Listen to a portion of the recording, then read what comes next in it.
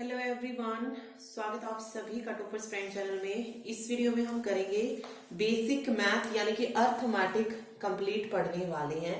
ठीक है, जो भी क्वेश्चन यहाँ से पूछे जाते हैं, चाहे वो नंबर सिस्टम से पूछे जाते हो, एपीजीपी हो, टाइम एंड वर्क हो, वो सारे क्वेश्चन जो है हम इस वीडियो में देखेंगे। ओके, इसके साथ ही अगर आप हरियाणा के किसी एग्जाम की तैयारी कर रहे हैं और उसके लिए मॉक टेस्ट खरीदना चाहते हैं तो परीक्षा ऐप पर अवेलेबल है। उसके लिए आप हमारा टॉपर्स 50 कोड यूज कर सकते हैं, जिसपे आपको 50% का ऑफ मिल जाएगा। ठीक, तो चलिए शुरू करते हैं। सबसे पहले हम नंबर सिस्टम पढ़ने वाले हैं। नंबर सिस्टम में हम पूरा नहीं पढ़ेंगे, सिर्फ वो देखेंगे जो कि एग्जाम में पूछा जाता है। स्पेशली देखिए, नंबर सिस्टम से जो क्वेश्चन आता है, नंबर ऑफ जीरोस पूछी जाती हैं। कोई भी क्वेश्चन देंगे आपको और उसमें नंबर ऑफ जीरो पूछेंगे आपसे कि कितनी नंबर ऑफ जीरो है। ठीक है, सिंपल क्वेश्चन अगर मैं इस तरीके से लिखूं 540, तो मैं इसमें इजीली बता सकती हूँ कितनी जीरो होने वाली है, 1 जीरो होने वाली है। ठीक है, या मैंने लिखा 1000, तो इसमें बता सकती हूँ मैं कितनी जीरो होंगी, 3 जीरो होंगी। ठीक, तो अब देखिए, इसी में हम पता करते हैं कि किस तरीके से भी जो है, जो बड़े सम आएंगे पावर वगैरह के, उनको किस तरीके से सोल्व करना। देखिए यहाँ पे इसको मैं क्या लिख सकती हूँ, 54 इंटू 10 लिखा जा सकता है। इसको क्या लिख सकती हूँ, 10 इंटू 10 इंटू 10 लिख सकते हैं। ठीक है, अगर आप ध्यान से देखेंगे तो यहाँ पर जीरो किसके कॉम्बिनेशन से बन रही है, 5 और 2 के कॉम्बिनेशन से बन रही है। यहां पर भी अगर आप देखेंगे 5 2 5 2 एंड 5 2। ठीक है, इसमें 5 और 2 का एक पेयर बन रहा था, तो यहां पर एक जीरो थी। यहां पर 5 2 के 3 पेयर बन रहे हैं, तो यहां पर 3 जीरो जो है हो जाएंगी। तो हमें जो है यही पेयर देखना है, और जो छोटी संख्या होगी, यानी कि किसी में आपके पास 5 ज्यादा और 2 कम है, तो जितनी जीरो आएंगी वो कम वाले नंबर की होंगी। देखिए, देखते हैं, एक एग्जांपल लेते हैं ऐसा ही number of zero find out करने का। देखिए मैंने लिखा 35 इंटू 42 इंटू 25। इसमें मुझे number of zero find out करनी है। 35 को किस तरीके से लिखते हैं, 5 7 जा, इसको 2 इंटू 21 और इसको 5 5 जा। यहाँ पे नंबर ऑफ 5 को काउंट कर लीजिए। नंबर ऑफ 5 कितने हैं, 1 2 एंड 3 है, और नंबर ऑफ 2 कितने हैं, 1 है। तो यहां पर कितनी जीरो होंगी जब हम इसको मल्टीप्लाई करेंगे, तो यहां पर 3 है, यहां पर 1। मैंने कहा जो सबसे कम होगा 5 और 2 में वो लेना है। तो नंबर ऑफ जीरो कितनी आ जाएंगी, यहाँ पर जीरो की कितनी होंगी, 1 होंगी। चाहे इसको सोल्व करके देख लीजिए, एक ही जीरो यहां पर निकलने वाली है। ओके, अगेन देखते हैं, क्वेश्चन है 40 इंटू 64 इंटू 55 इंटू 90। इसमें बताना है कितनी जीरो है। देखिए 40 किससे बनता है, 5 8 जा से बनता है। 64 में अगर मैं देखूं, 64 कितनी की पावर बनता है, 2 की पावर बनता है, कितनी 6 पावर बनता है, 2 की पावर 6 बनता है। 55 है, 5 11 बनता है। और 90 की अगर हम बात करें, 5 इंटू 18 बनता है। ठीक है, देखिए यहाँ पे अभी 2 कितनी टाइम्स आया है, 6 टाइम्स आया है। 2 कितनी टाइम आया है, 6 टाइम्स आया है। और 5 कितनी टाइम्स आया है, 3 टाइम्स आया है। तो जीरो कितनी हो जाएंगी, 3 जीरो हो जाएंगी। नंबर ऑफ जीरो कितनी निकल जाएगी, जीरो। ये मत कर देना कि यहाँ पे 18 है तो 2 और 9, यहाँ से भी 2 निकल रहा है, और 8 है तो ये 2 की पावर 3 बन रहा है। तो इस तरीके से नहीं होगा, एक ही फैक्टर जो है वो बनाना पड़ेगा हमें। ठीक है, या तो 5 का या तो 2 का। ओके, चलिए एक दो और देख लेते हैं। ये तो सिंपल था, इनको तो हम मल्टीप्लाई करके भी निकाल सकते हैं, लेकिन क्वेश्चन कुछ इस तरीके से आ जाए कि 1 into 3 into 5 into 7 and up to so on 31। इसमें number of zero find out कीजिए। इजी है, नंबर ऑफ जीरो इसमें जीरो हो जाएंगी, मतलब एक भी जीरो इसमें नहीं होगी। ठीक है, किस तरीके से, अब देखिए 1 से लेकर 31 तक आप नंबर्स देखिए कौन से हैं। 1 है, 3 है, 5 है, 7 है। कौन सी सीरीज यहाँ पे चल रही है, ऑड नंबर्स की। ठीक है, ऑड नंबर से ये, और ऑड नंबर में हमें पता है ऑड नंबर कौन से होते हैं, जो 2 से मल्टीप्लाई ना हो। जब 2 का कोई पेयर ही नहीं होगा, सिर्फ 5 5 होगा, तो हमें सबसे कम वाला लेना है। जब 2 का कोई है ही नहीं, तो नंबर ऑफ जीरो कितनी निकल जाएगी, यहाँ से जीरो ही निकल जाएंगी। ओके, अब मान लेते हैं कि 31 के साथ आपको 32 भी दे दिया है। यहां पर अगर 32 भी दे दिया है, देन तब निकालते नंबर ऑफ जीरो। यहां पे 5 1 टाइम आया, 32 देखेंगे कितनी टाइम्स आ रहा है, इसमें और भी आएंगे आगे, 5 हो जाएगा, देन उसके बाद 15 आएगा, 10 तो नहीं होगा, 25 भी आएगा क्योंकि 2 से नहीं होगा, तो 5 का आगे जो टेबल चलेगी वो 32 से हो जाती तो 30 नहीं होगा, ठीक है। इसके अलावा बस यही बनेंगे, बट अगर आप देखेंगे ना तो 5 वनजा होता है, ये 5 थ्रीजा होता है और ये 5 फाइवजा होता है। टोटल कितने आ रहे हैं 5 की वैल्यूज, 1 2 3 4 वैल्यूज आ रही है यहाँ से, ठीक है। फिर देखते हैं 31 तक तो कोई वैल्यू नहीं है जो 2 से डिवाइड हो, 32 होती है, लेकिन 32 क्या होती है, 2⁵ होती है। अब नंबर ऑफ जीरोस बतानी हमें, 5 की वैल्यू 4 है और 2 की वैल्यू 5 है, कम वाला हमें नंबर ऑफ जीरोस लेना है, तो 4 जो है इसमें जीरोस हो जाएंगे, ठीक है, 4 जीरो यहां से निकल जाएगा। एक और देखते हैं, अगर कभी फैक्टोरियल का क्वेश्चन आ जाए कि उसको किस तरीके से सोल्व करना है। देखिए मैंने लिखा 250 फैक्टोरियल, फैक्टोरियल सोल्व करना बताया किस तरीके से चलता है, 250 249 248 and up to so on 1 तक ये जाता है। ओके, अब मुझे इसमें number of zero find out करनी है। तो देखिए अब इतना भी पता है मुझे कि देखिए 5 से जो वैल्यू डिवाइड होगी वो कम होगी और 2 से ज्यादा डिवाइड होने वाली संख्याएं मिलेंगी, ठीक है, क्योंकि 2 से अगर आप देखेंगे तो बहुत ज्यादा संख्याएं मिल जाएंगी, 5 से कम मिलेगी 250 तक। तो हम इसमें इस तरीके के क्वेश्चन में क्या करते हैं, हमें जो पता है कि हमें वो संख्या लेनी है जो कम बार आती है, मतलब जो वैल्यू कम होती है, तो मैं क्या करूंगी, जो 250 है उसको 5 से डिवाइड करूंगी, ये हो जाएगा 5 पंजे 25 और 0 50 आया। जो वैल्यू आई है उसको अगेन 5 से करो, जब तक ये 5 से होता जाता है मैं करती जाऊंगी, इसको 10 आ गया, उसके बाद अगेन 5 से करेंगे, 5 दूनी 10 आ गया। क्या अब ये 5 से डिवाइड होगा, नहीं होगा, तो कितनी नंबर ऑफ जीरोस निकल जाएंगे, 50 60 और 62 जो है यहां से जीरो निकल जाएंगे, कि 62 जीरो जो है 250 फैक्टोरियल में आने वाली है, ठीक है। चलिए एक और करते हैं, अगर मेरे पास है 1000 फैक्टोरियल, अगेन मुझे पता है कि 5 से डिवाइड करूंगी तो कम मिलेंगी, मतलब 5 के मतलब जिस संख्या को मैं 5 से डिवाइड कर पाऊं वो संख्या मुझे कम मिलेंगी और 2 वाली जो है मुझे ज्यादा मिलेंगी, ठीक है। तो मैं अगेन इसको 5 से करती हूँ, 1000 अपॉन 5 ये हो जाएगा 200, तो यहाँ पे 200 आ गया, जो आया है उसको अगेन तब तक हम 5 से करते जाएंगे, तो ये 40 निकल गया, 40 को अगेन 5 से करेंगे, 8 आ गया। क्या 8 को डिवाइड कर सकते हैं, नहीं कर सकते, तो 248 जो है नंबर ऑफ जीरोस यहां से निकल जाएंगी, ठीक है।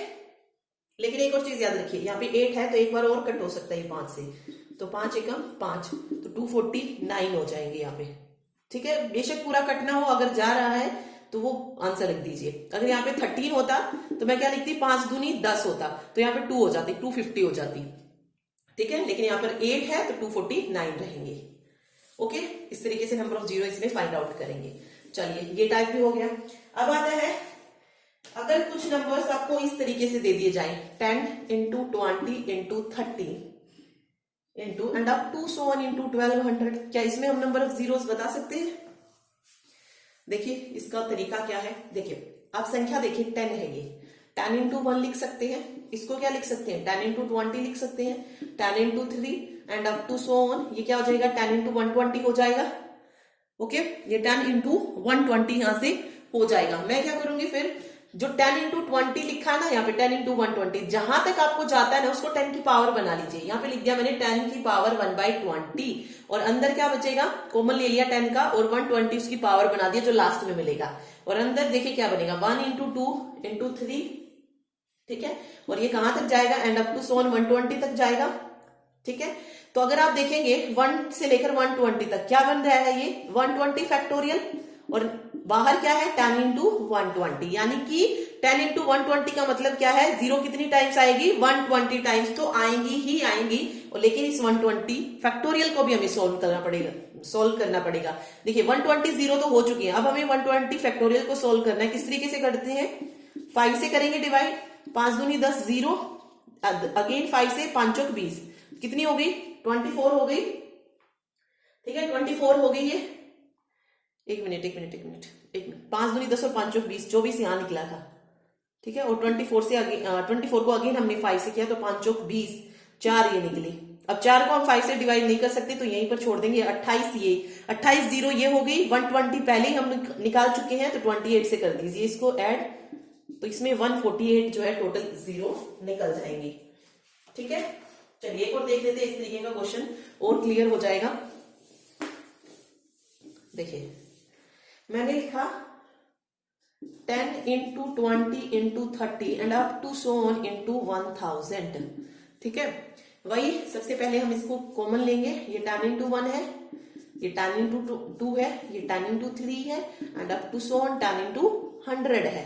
10 को कॉमन लिया, 100 उसकी पावर बनाई, जो लास्ट में होगी वही पावर बनानी है। ओके, और यहां से मुझे मिला 1 into 2 into 3 and up to so on, कहां तक जाना है? 100 तक ही जाना है। अंदर वाला 100 फैक्टोरियल बन गया और यहाँ पे मुझे कितनी मिल जाएंगी? 100 जीरो यहाँ से निकल चुकी है। अब 100 फैक्टोरियल सोल्व करना है सिर्फ, तो 100 बाई 5 ये हो जाएगा 5 दूनी 10 और 0 20 और ये 5 से अगेन 5 चौक 20, तो यहाँ तक से कितनी मिली? 24 मिल जाएगी। तो 100 में ऐड कर दीजिए इनको, 20 और 4 को, तो 124 जीरो हो जाएंगे इसमें। ठीक है, तो इस तरीके का भी आ सकता है। चलिए एक और देखते हैं जो देखा भी गया है एचएससी के एग्जाम में। इस तरीके का क्वेश्चन देखिए, अगर आपको दे दिया जाए कुछ इस तरीके से, 2 की पावर दे दी 2 2 2 एंड 5 की पावर दे दी 2 2 2, यहां पे बताइए नंबर ऑफ जीरो कितनी हो जाएंगी? सॉरी एक मिनट, 5 की पावर 2 2 नहीं 5 5 5 हो गई है। मतलब कितनी नंबर ऑफ जीरोस निकलेंगी यहाँ से? 222 निकलेगी, क्योंकि हमें 2 और 5 का पेयर ही मैच करना होता है और जो सबसे कम आता है नंबर उसको हम नंबर ऑफ जीरोस ले लेते हैं। यहाँ पर देखिए अब 2 इंटू 2 इंटू 2 इंटू करते जाएंगे तो कितने बनेंगे? 222 और 555 ज्यादा है, तो नंबर ऑफ जीरो कितनी हो जाएंगी? 222 हो जाएंगी। ओके, चलिए अब एक और देखते हैं। क्वेश्चन आ जाए कुछ इस तरीके से, 10 प्लस 100 प्लस 1000, उसके बाद 10,000, उसके बाद हो जाएगा 10,000 हो गया 1 लाख। ठीक है, और फिर 10 लाख कर दीजिए प्लस में, 10 लाख हो गया। यस, 10 लाख हो जाएगा ये। नहीं ज्यादा हो गया आई थिंक ये। वेट, अब इसमें बताना नंबर ऑफ जीरोस कितनी है। ठीक है, तो एक पैटर्न चल रहा है, पहले 10 था, फिर 100 आया, फिर 1000, फिर 10,000, फिर 1 लाख और फिर 10 लाख। तो इसमें नंबर ऑफ जीरोस कितनी हो जाएंगी?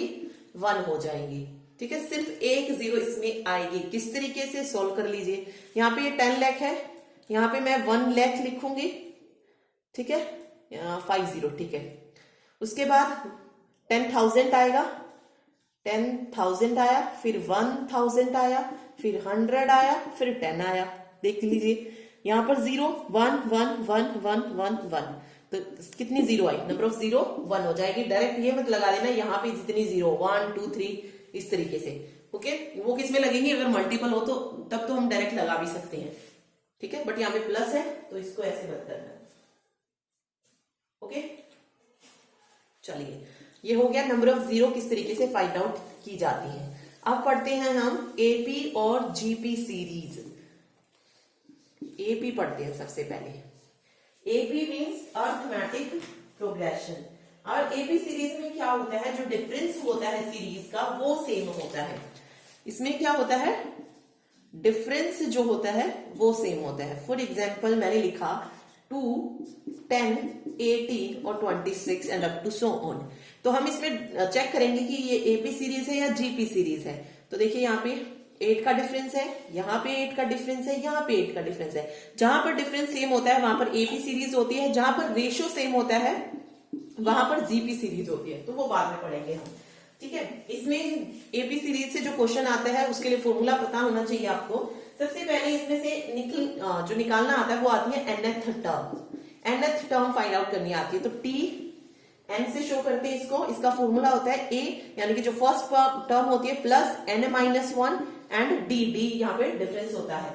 ठीक है, फिर सम आता है, इन्हीं टर्म्स का सम निकालना आता है। सम ऑफ टर्म तो Sn से डिनोट करते हैं, n/2 होता है, देन प्लस होता है और यहाँ पर 2a प्लस n-1 और d हो जाता है। ठीक है, ये फॉर्मूला सम का बनता है एपी सीरीज में। अगर हमसे एपी सीरीज में सम ऑफ टर्म बोला जाए या n टर्म निकालनी बोली जाए तो दोनों फॉर्मूले बहुत इंपॉर्टेंट है, याद रखिए।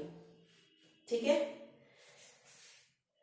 ओके देखिए, अगर यहीं पर आपसे कहा जाए कि सम ऑफ टर्म निकालिए और आपके पास गिवन है, फर्स्ट टर्म गिवन है और लास्ट टर्म गिवन है और उसका सम ऑफ टर्म पूछ लिया है, तो इसमें किस तरीके से फॉर्मूला लगता है, ये एस एन होता है, n/2 सेम रहता है और यहां पर क्या हो जाता है, first term plus last term हो जाती है, first term plus last term हो जाती है। और नंबर ऑफ टर्म्स अगर आपको फाइंड करनी है, नंबर ऑफ टर्म्स अगर फाइंड करनी है तो क्या करेंगे, last term minus first term plus 1 upon common difference यानी कि डी। ठीक है, यहां पर हमें क्या फाइंड आउट कर रहे हैं, number of terms. Number of terms अगर आपको फाइंड आउट करनी है तो last term minus first term, अगर आपको फर्स्ट टर्म और लास्ट टर्म गिवन है, अगर सम निकालना है तो ये, और number of terms find out करनी है तो last term minus first term plus 1 upon में डिफरेंस हो जाएगा। ठीक है, ये फॉर्मूला जो है यहाँ पे अप्लाई होगा। चलिए अब एपी से क्वेश्चन करते हैं, एपी सीरीज का एक दो क्वेश्चन देखते हैं सॉल्व करके। चलिए देखिए, क्वेश्चन है find the sum of 100 terms of the series. एक सीरीज दी है और उसका सम हमें जो है फाइंड आउट करना है। सीरीज है देखिए कुछ इस तरीके से, 1 + 4 + 6 + 5 + 11 +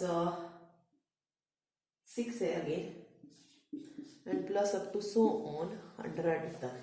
इसका मुझे क्या निकालना है, सम निकालना है 100 टर्म्स ऑफ द सीरीज का।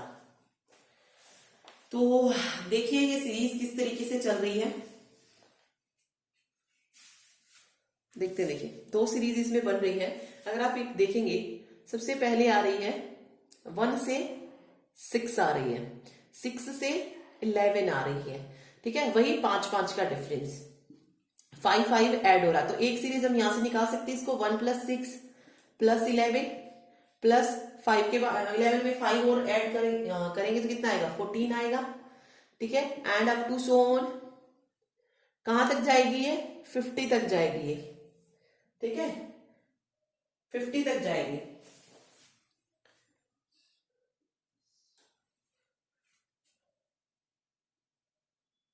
एक मिनट, यहाँ पे 14 नहीं, प्लस 5 ऐड करना तो 16 हो जाएगा ना, 11 और 5 16। यहाँ पर 50 क्यों लिया, क्योंकि टोटल 100 टर्म है, एक सीरीज 50 चलेगी तो दूसरी भी तो साथ साथ चल रही है ना, तो दूसरी भी 50 ही चलेगी। ठीक है, प्लस कर देते हैं इसको, और यहां से सीरीज बन रही है 4 5 देन 6, तो 4 + 5 + 6 + 7 and up to so on 15th term तक ये जाएगा। 50 तक नहीं, 15th टर्म तक जाएगा। ठीक है, 50 टर्म इसमें और 50 इसमें जाएंगी। ओके, और हमें निकालना है सम। हमें क्या फाइंड आउट करना है, सम हमें यहां पर निकालना है इनका। सम का फॉर्मूला क्या होता है एपी सीरीज में, डिफरेंस यहाँ पे सेम आ जाएगा सबका। पहले इसका सब निकालेंगे, क्या हो जाएगा, Sn = n/2 होता है। ठीक है, और यहाँ पे क्या होता है 2a, क्योंकि लास्ट टर्म हमें पता नहीं है तो हम फर्स्ट टर्म और लास्ट टर्म का फॉर्मूला इसमें अप्लाई नहीं कर सकते हैं। 2a + n - 1 और d। ठीक है, अगर यहाँ से आप लास्ट टर्म निकाल सकते हो 15 टर्म जाके तो आप सीधा लगा सकते हो, बट यहाँ पे पॉसिबल नहीं है, 50 टर्म लिखना है यहाँ पर, तो ये हम डायरेक्ट लगाएंगे। ठीक है, चलिए सबसे पहले आ रहा है n/2। n यहाँ पे क्या है, जितनी यहाँ पर नंबर ऑफ टर्म्स है तो 50 टर्म्स होंगी, 50/2 हो जाएगा। आगे 2a, a क्या है, फर्स्ट टर्म है तो 2 × 1 2 हो जाएगा, प्लस n - 1, n क्या है 50, 50 - 1 49 हो जाएगा, और डिफरेंस कितना है इनके बीच में, 5 का डिफरेंस है तो इनटू में 5 हो जाएगा। ठीक है, सेम इसमें अप्लाई करते हैं, प्लस ये हो जाएगा 25, क्योंकि कट के 25 बचेगा, यहाँ पे भी 25 लिख लीजिए बेशक। 25 फर्स्ट टर्म है 4, ठीक है, प्लस 49 इनटू में डिफरेंस कितना है, 1 का है तो 1 डिफरेंस लिख देंगे। ठीक है, सोल्व कर लीजिए, ये 25 हो जाएगा। यहाँ पे इसको क्या लिख सकते हैं, 5 × 45, 245 होगा, 245 × 2, सॉरी इंटू नहीं प्लस है, 245 प्लस ये 25 और 4 + 49 53। ठीक है, इनको सोल्व करना है फिर 247 × 25 प्लस 25 इंटू 53 और यहां से आंसर निकल जाएगा 7600। ओके, तो ये एपीजीपी सीरीज में अगर हमें सम निकालना आता है तो इस तरीके से हम लगाएंगे इसको। ठीक है,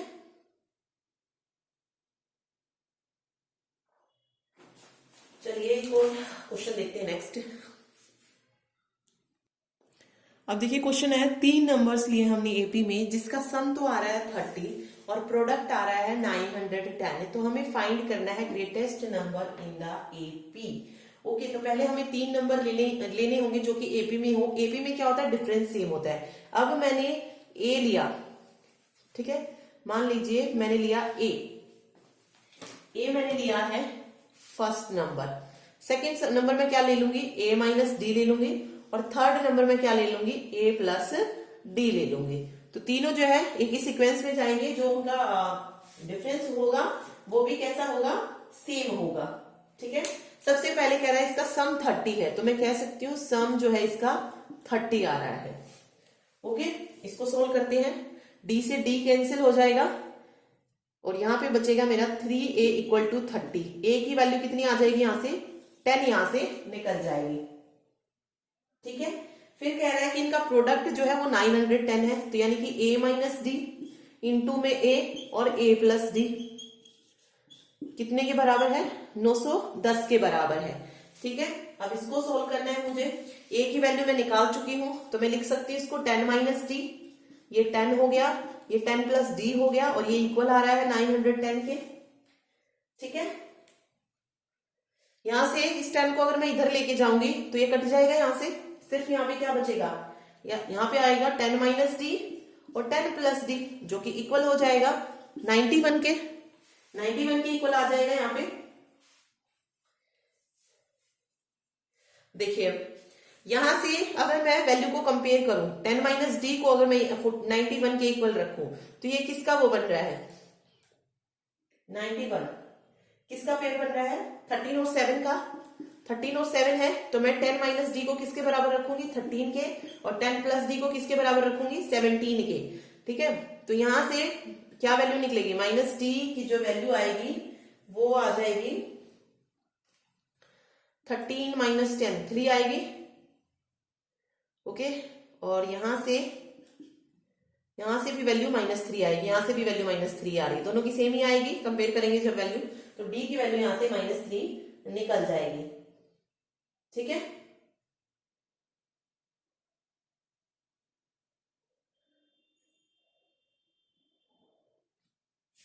ओके एक मिनट, ओके एक मिनट यहाँ पे तेरा 97 बन रहा है ना, तो एक जगह तो -3 हो सकती है और एक जगह +3 हो सकती है, तभी मेरा 91 बनेगा यहाँ से। ठीक है, 10 माइनस 3 7 हो जाएगा, 10 प्लस 3 13 हो जाएगा और 13 इंटू 7 91 बनेगा। तो डी की वैल्यू या तो -3 या तो +3, तो हम +3 लेके चलते हैं। तो यहाँ पे ए की वैल्यू 10 थी, यहाँ पे 13 हो जाएगी और यहाँ पे 7 हो जाएगी। तो 7 तो उसकी छोटे वाली संख्या होगी और बड़े वाली कौन सी हो जाएगी, 13 हो जाएगी। तो राइट आंसर यहाँ पर 13 हो जाएगा। 13 जो है ग्रेटेस्ट नंबर यहाँ से निकल जाएगा। ठीक है, चलिए अब हम चलते हैं जीपी सीरीज की तरफ। जीपी में मैंने क्या बताया, जीपी में जो होता है वो रेशो सेम होता है, नंबर्स का जो रेशो होता है वो सेम होता है। फॉर एग्जाम्पल जैसे मैंने लिखा 2, 4, 8, 16 और 32। अब मुझे बताना है कि ये सीरीज एपी में है या जीपी में है। तो देखिए मैं इनका रेशो चेक करूंगी। सेकेंड नंबर का फर्स्ट नंबर से रेशो 4/2 है तो 2:1 रहा। फिर थर्ड का सेकंड से चेक करते हैं, 8/4 हो जाएगा, ये 4 और 2:1 है। अगेन इसमें चेक करते हैं तो ये 2:1, इसमें आप चेक करेंगे 16 1 जा 16 और 16 2 जा 32, अगेन 2:1। तो अगर रेशियो सेम है तो वो सीरीज किस तरीके की होगी, जीपी सीरीज होगी। अगेन यहाँ पर क्या इंपॉर्टेंट है, फॉर्मूला इंपॉर्टेंट है। एपी हो जीपी हो, अगर आपको फॉर्मूला पता है तो आप इजीली क्वेश्चन को कर सकते हैं, फिर कुछ नहीं है क्वेश्चन में। चलिए अगर मुझे फाइंड करना है टर्म की कौन सी नंबर ऑफ टर्म्स है, अगर मुझे टर्म फाइंड आउट करनी है तो मैं फॉर्मूला लगाऊंगी TN इक्वल टू ARN-1। ठीक है, वही A फर्स्ट नंबर हो जाएगा, ओके, नंबर ऑफ टर्म्स हो जाएगी और Rn-1, ठीक है। चलिए आगे देखिए, अगर मुझे सम को फाइंड आउट करना है, अगर मुझे सम फाइंड आउट करना है, लेकिन यहां पर दो कंडीशन लगती है। अगर मेरा R ग्रेटर देन है 1 से, यानी कि रेशो जो है वो ग्रेटर देन है 1 से, तो यहां पर जो सम का फॉर्मूला लगता है वो क्या बनता है, Rn-1 अपॉन R-1। अगर इफ R लेस देन है 1 से, R लेस देन है, तो जो फॉर्मूला होता है वो किस तरीके से लगता है, A 1 माइनस Rn हो जाता है और नीचे भी 1 माइनस R जो है चला जाएगा, ठीक है। तो इस तरीके से लगता है। क्वेश्चन देखते हैं। देखिए क्वेश्चन है सबसे पहले 2, 4, 8, 16, 2, 4, 8 और 16 और कहा गया है find fifth term. Fifth term है मुझे इसमें फाइंड करनी है। अब देखिए पहले तो हम देखते हैं कि क्या ये जेपी सीरीज है या एपी सीरीज है। अब देखेंगे इसमें डिफरेंस, पहले 2 का है, फिर 4 का है, फिर 8 का है, तो एपी तो नहीं है, फिर जीपी होगी। डिफरेंस सेम आ रहा है, सॉरी रेशो सेम आ रहा है, तो बिल्कुल ये जीपी सीरीज है। अब हमें nth टर्म फाइंड आउट करनी है। nth टर्म का फॉर्मूला क्या है, Tn इक्वल टू Arn-1 ये है। अब देखिए a क्या है, यहाँ पे a की वैल्यू कितनी है, 2 है, ठीक है, 2 है यहाँ पे। उसके बाद अगर आप रेशो चेक करेंगे तो कितना है, 2/1 है ना, रेशो कितना है, 2/1 है ना, 4/2 है ना, तो 2 दूनी 4, 2 एकम 2, तो 2/1 लिखो, 1 को लिखो मत लिखो, क्या फर्क पड़ता है, रेशो 2 हो जाएगा। nth टर्म मुझे फाइंड आउट करनी है, -1 रहने दीजिए, ओके। लेकिन यहाँ पे बताया गया ना fifth term, okay sorry, fifth term मुझे फाइंड आउट करनी है, फिफ्थ, तो मैं 5 लिख लूंगी यहाँ पे, ठीक है। ये हो जाएगा 2 की पावर 4, 2 दूनी 4 दूनी 8 दूनी 16, 16 दूनी 32। वैसे इसमें तो डायरेक्ट भी बता सकते थे जो भी डिफरेंस आता, बट यहाँ पे 32 आ जाएगा। मतलब कोई भी टर्म आपसे बोल ही जाए, 10th टर्म पूछ लेता, 100 टर्म पूछ लेता, तो यहाँ पे सिर्फ सिंपल क्या हो जाता, फिर 2 की पावर 100 -1 हो जाता, उस तरीके से चलता हो, तो यहाँ पे 32 जो है सही आ जाएगा, ओके। चलिए एक सम का भी कर लेते हैं कि सम किस तरीके से निकालें। चलिए एक और फॉर्मूला है जो इसमें आपको याद करना है, sum of infinity terms. Sum of infinity terms जब आपको इन्फिनिटी तक गिवन है और इन्फिनिटी टर्म्स का अगर सम पूछ लिया जाए तो सिंपल फॉर्मूला इसमें लगाइए, A/1 - R, ठीक है। A/1 - R जो है बहुत इंपॉर्टेंट है, ये याद रखिए, क्योंकि सिंपल सम तो देखिए आप देख ही लेते हैं और निकाल भी सकते हैं, ठीक है। लेकिन इन्फिनिटी टर्म्स का जो है कई बार कंफ्यूज करने के लिए अगर दिया जाए तो A/1 - R, A क्या है अब यहाँ पर, A क्या है, 64 है, 1 - R रेशो आप निकाल सकते हैं ना यहाँ से 32/64 से, ठीक है। 32, 1 और 2, 1/2 आ जाएगा, तो 1 - 1/2 कर दीजिए, इसको सोल्व कर लीजिए। 2 - 1 यानी कि 1/2, ये 2 ऊपर चला जाएगा, तो 2 चौक 8 और 2 6 12, 128 यहाँ से सम जो है निकल जाएगा, ठीक है। सम ऑफ इन्फिनिटी टर्म्स कितना आ जाएगा, 128 आ जाएगा, ठीक। तो ये फॉर्मूला जो है इसमें याद रखिए।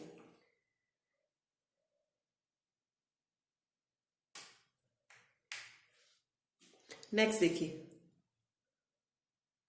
चलिए क्वेश्चन देखते हैं। क्वेश्चन है, अगर मेरे पास गिवन है कुछ इस तरीके से 10 की पावर 1 प्लस 10 की पावर 2 प्लस 10 की power 3 plus and up to so on 10n, और कहा जाए find sum of n terms, n terms जो जा रहे हैं यहां तक, इसका सम हमें फाइंड आउट करना है, ओके। तो देखिए सबसे पहले सम ऑफ n टर्म्स के मैंने 2 फार्मूले बताए थे, अगर रेशो ग्रेटर देन है 1 से या रेशो लेस देन है 1 से, तो रेशो चेक करते हैं हम, ये हो जाएगा 10/2/10/1, ठीक है। इससे ये कट जाएगा तो 10 आ रहा है, 10 क्या है, R है। अगर R हमारा किससे बड़ा है, 1 से बड़ा है, तो R जब 1 से बड़ा था तो कौन सा फॉर्मूला था, SN equal to Arn-1, ratio में से तब हम माइनस करते 1 को, ठीक है। अगर कम होता तो 1 - Rn कर रहे थे, और सिंपल यहां पर Rn-1 लिख दीजिए, ओके। सिंपल इस तरीके से याद रख लीजिए कि रेशो अगर मेरा 1 से बड़ा है तो मैं रेशो में से 1 को माइनस करूंगी, अगर रेशो छोटा है तो 1 में से, यानी वही होता है ना कि बड़े में से छोटे को माइनस करते हैं, तो सेम वही करना है आपको इसमें, ठीक है। आप देखिए a क्या है यहाँ पे, 10⁻1 है, तो सिंपल 10 लिख लीजिए। आर एन एन टर्म जा रही है, रेशो कितना है 10 है, तो मैं इसको सिंपल 10n लिख सकती हूँ और -1 हो जाएगा ये, और ये 10 ओके आर एन की वैल्यू ही तो लिखनी है यहाँ पे, तो 10 - 1 हो जाएगा। ठीक है, यहाँ पे सिंपल नीचे क्या बचेगा 10 - 1 ratio minus sorry r n -1 नहीं आर -1 होगा यहाँ पे। ठीक है, आर -1 ये 10 - 1 हो गया है। तो अब इसको कर सकते हैं हम सॉल्व, ये बन जाएगा मेरा 10, एक मिनट इसको सॉल्व करेंगे तो जब 10 को इससे किया 10 की पावर 1 है यहाँ पे, तो ये 10n+1 हो जाएगा और माइनस का 10 हो जाएगा, अपोन में 9 हो जाएगा। तो ये यहाँ पर राइट आंसर निकल जाएगा। 10/9 लिख लीजिए इसको, चाहे यहाँ से 10 कॉमन लिया हमने, तो यहाँ पे 1 की पावर सॉरी ओके एक 10 कॉमन ले लिया तो 10n बच जाएगा यहाँ पे, और माइनस का 1 बच जाएगा। ठीक, तो ये करेक्ट आंसर यहाँ से निकल जाएगा। ठीक है, तो ये सम ऑफ एन टर्म्स भी हमने निकालना सीख लिया है। बस याद रखिए अगर यहाँ पर मेरा r जो है 1 से छोटा होता है, लाइक 0.5 का होता है रेशियो, तब हम फॉर्मूला क्या लगाते हैं, a 1 - rn और 1 - r का फॉर्मूला अप्लाई करते हैं। ठीक है, और इन्फिनिटी का मैंने आपको बता दिया, इन्फिनिटी का अगर निकालना है सम ऑफ इन्फिनिटी तो a = 1 - r लगा दीजिए। ठीक है, एपी हो गया, जीपी हो गया, उसके अलावा हमने नंबर सिस्टम में नंबर ऑफ जीरोस पूछी जाती है वो देख लिया है। नेक्स्ट हम पढ़ेंगे जो मेनली है टाइम एंड वर्क पढ़ते हैं। चलिए सबसे पहले हम टाइम एंड वर्क पढ़ेंगे, जहां से क्वेश्चन पूछा जाता है। नेक्स्ट चैप्टर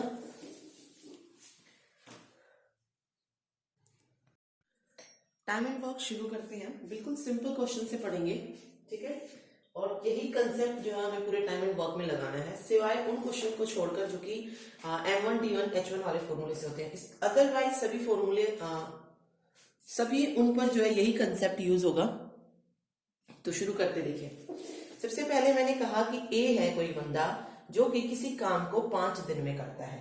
ठीक है, या कह लीजिए 10 दिन में करता है। बी एक बंदा है जो उसी काम को 15 दिन में करता है, तो दोनों मिलकर उस काम को कितने दिन में करेंगे।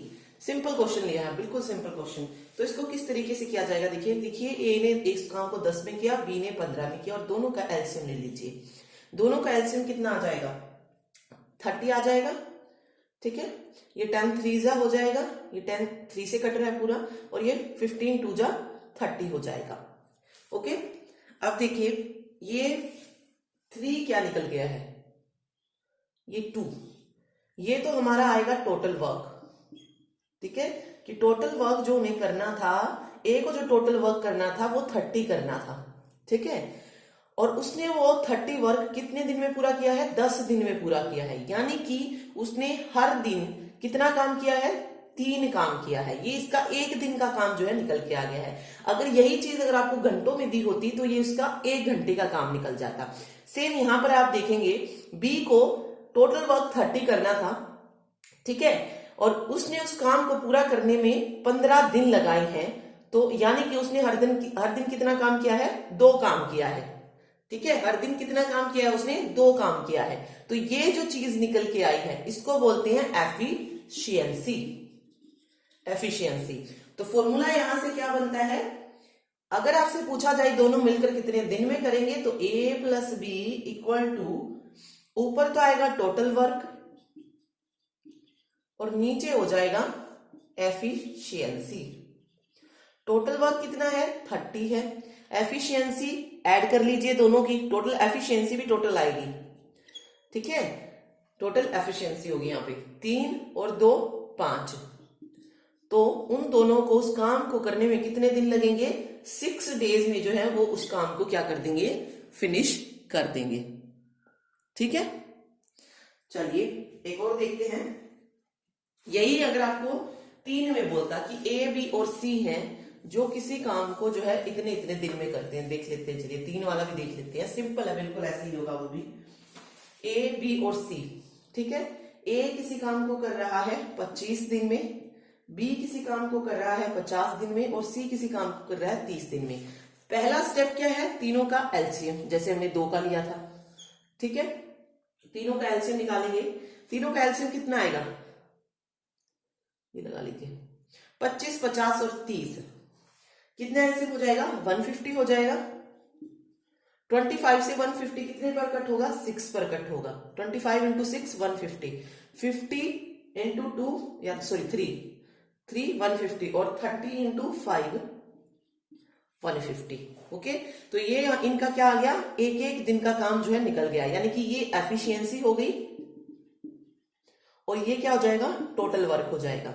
ठीक है, सिंपल फॉर्मूला क्या है? टोटल वर्क को ऊपर लिखना है। अब तीनों को मिलकर बताना है कि तीनों मिलकर कितने दिन में करेंगे, और तो तीनों को ऐड कर दीजिए। 6 3 9 5 14, तो 150/14 जो है इसका करेक्ट आंसर निकल जाएगा। ये टोटल नंबर ऑफ डेज यहां से निकल जाएंगे। ठीक है, बिल्कुल सिंपल है। अब यही ट्रिक जो है आपको सभी क्वेश्चन में अप्लाई करनी है। तो देखिए नेक्स्ट क्वेश्चन देखते हैं, थोड़ा सा डिफरेंट लेकिन होगा इसी तरीके से। चलिए नेक्स्ट क्वेश्चन देखिए। क्वेश्चन है, ए किसी काम को 20 दिनों में कर सकता है जबकि बी उसी काम को 12 दिनों में कर सकता है।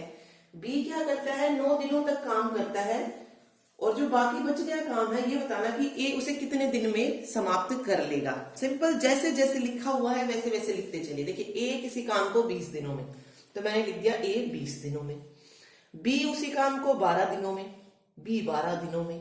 सबसे पहला स्टेप एलसीएम लेना है, बाकी का आगे बाद में पढ़ लेना। ठीक है, एलसीएम क्या आ जाएगा? यहां से 60 आ जाएगा। ठीक है, ये किस पे जाएगा? 3 पे, और ये 5 पे। अब देखिए अब क्या कह रहा है कि बी जो है 9 दिनों तक काम करता है। अब यहां पर ध्यान दीजिएगा, सिर्फ बी जो है 9 दिनों तक काम करता है, दोनों नहीं बोला इसने, सिर्फ बी। अब जब बी का काम, एक दिन का काम 5 है, तो 9 दिन का कितना हो जाएगा? इंटू 9, यानी कि 45 डेज। फिर कह रहा है कि जो बच गया काम उसको ए कितने दिनों में पूरा करेगा। अब 45 जो बी ने पूरा कर लिया है, तो टोटल में से हम ये अगर निकाल देंगे तो हमारे पास बचा हुआ काम आ जाएगा। तो 60 - 45, और उस काम को कौन पूरा करने वाला है? सिर्फ ए पूरा करने वाला है, तो सिर्फ ए की एफिशिएंसी हम यहां पर रखेंगे। ठीक है, इसको माइनस करेंगे 15, ये 3, तो ए जो है उस काम, बाकी बचे काम को कितने दिन में पूरा कर लेगा? 5 डेज में कंप्लीट कर लेगा। ठीक है, अब स्टेटमेंट जो है किसी भी तरीके से चेंज होके आए कि ये भी कहा जा सकता है कि पहले 9 दिन जो है ए और बी दोनों काम करते हैं, तो बाकी का काम जो है बी कितने दिन में करेगा। मतलब किसी भी तरीके से आए, जो दिया गया है सिर्फ उसी के अकॉर्डिंग आपको चलना है। ओके, एक बार और देख लीजिए। 20 दिनों था, फिर 12 दिन था। सबसे पहला स्टेप इनका एलसीएम लेना है, फिर इनको इस तरीके से निकालिए, इनका एक एक दिन का जो है काम निकालिए। 20 या 60 और 12 पंजे 60। फिर कहा गया कि बी 9 दिनों तक काम करता है, सिर्फ बी की बात हो रही है, तो 9 को मल्टीप्लाई कर दीजिए, क्योंकि ये एक दिन का काम होता है। एक दिन का, या अगर घंटों में तो 1 घंटे का काम होता है। तो 9 5 हो गया, 45 काम उसने कंप्लीट कर लिया है। बचा हुआ काम निकाल लेंगे, टोटल में से माइनस करके 15, एंड देन ए को वो काम करना है, तो ए की एफिशिएंसी रखेंगे। ठीक है, चलिए अगला देखते हैं।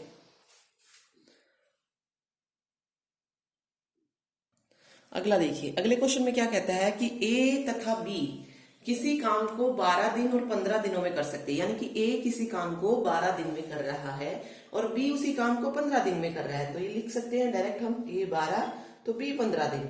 आगे भी पढ़ लेते हैं। उन्होंने मिलकर काम करना शुरू किया, लेकिन 4 दिन के बाद ए काम छोड़ देता है और बी शेष काम पूरा करेगा। सबसे पहला स्टेप इनका एलसीएम लेना है। एलसीएम देखिए, एलसीएम एक ऐसा नंबर होता है जो दोनों से ही डिवाइड हो जाए। तो ऐसा नंबर देखिए कौन सा आएगा जो दोनों से डिवाइड हो जाएगा, तो वो 60 हो जाएगा। 12 पंजे 60 और 15 चौक 60। ठीक है, ओके। फिर कहा है, देखिए इतना काम हमारा हो गया है। उन्होंने मिलकर काम करना शुरू किया, लेकिन 4 दिन के बाद, 4 दिन यानी कि 4 दिन उन दोनों ने काम किया है। ए ने भी 4 दिन तक काम किया और बी ने भी 4 दिन तक काम किया है। उसके बाद ए ने काम छोड़ा, देन बी का शेष काम बताना है। पहले तो हम ये निकालेंगे कि 4 दिन में दोनों ने कितना काम जो है पूरा कर लिया। यहां से 20 निकला, यहां से 16 निकला, तो टोटल वर्क जो इन्होंने कर लिया है वो कितना है?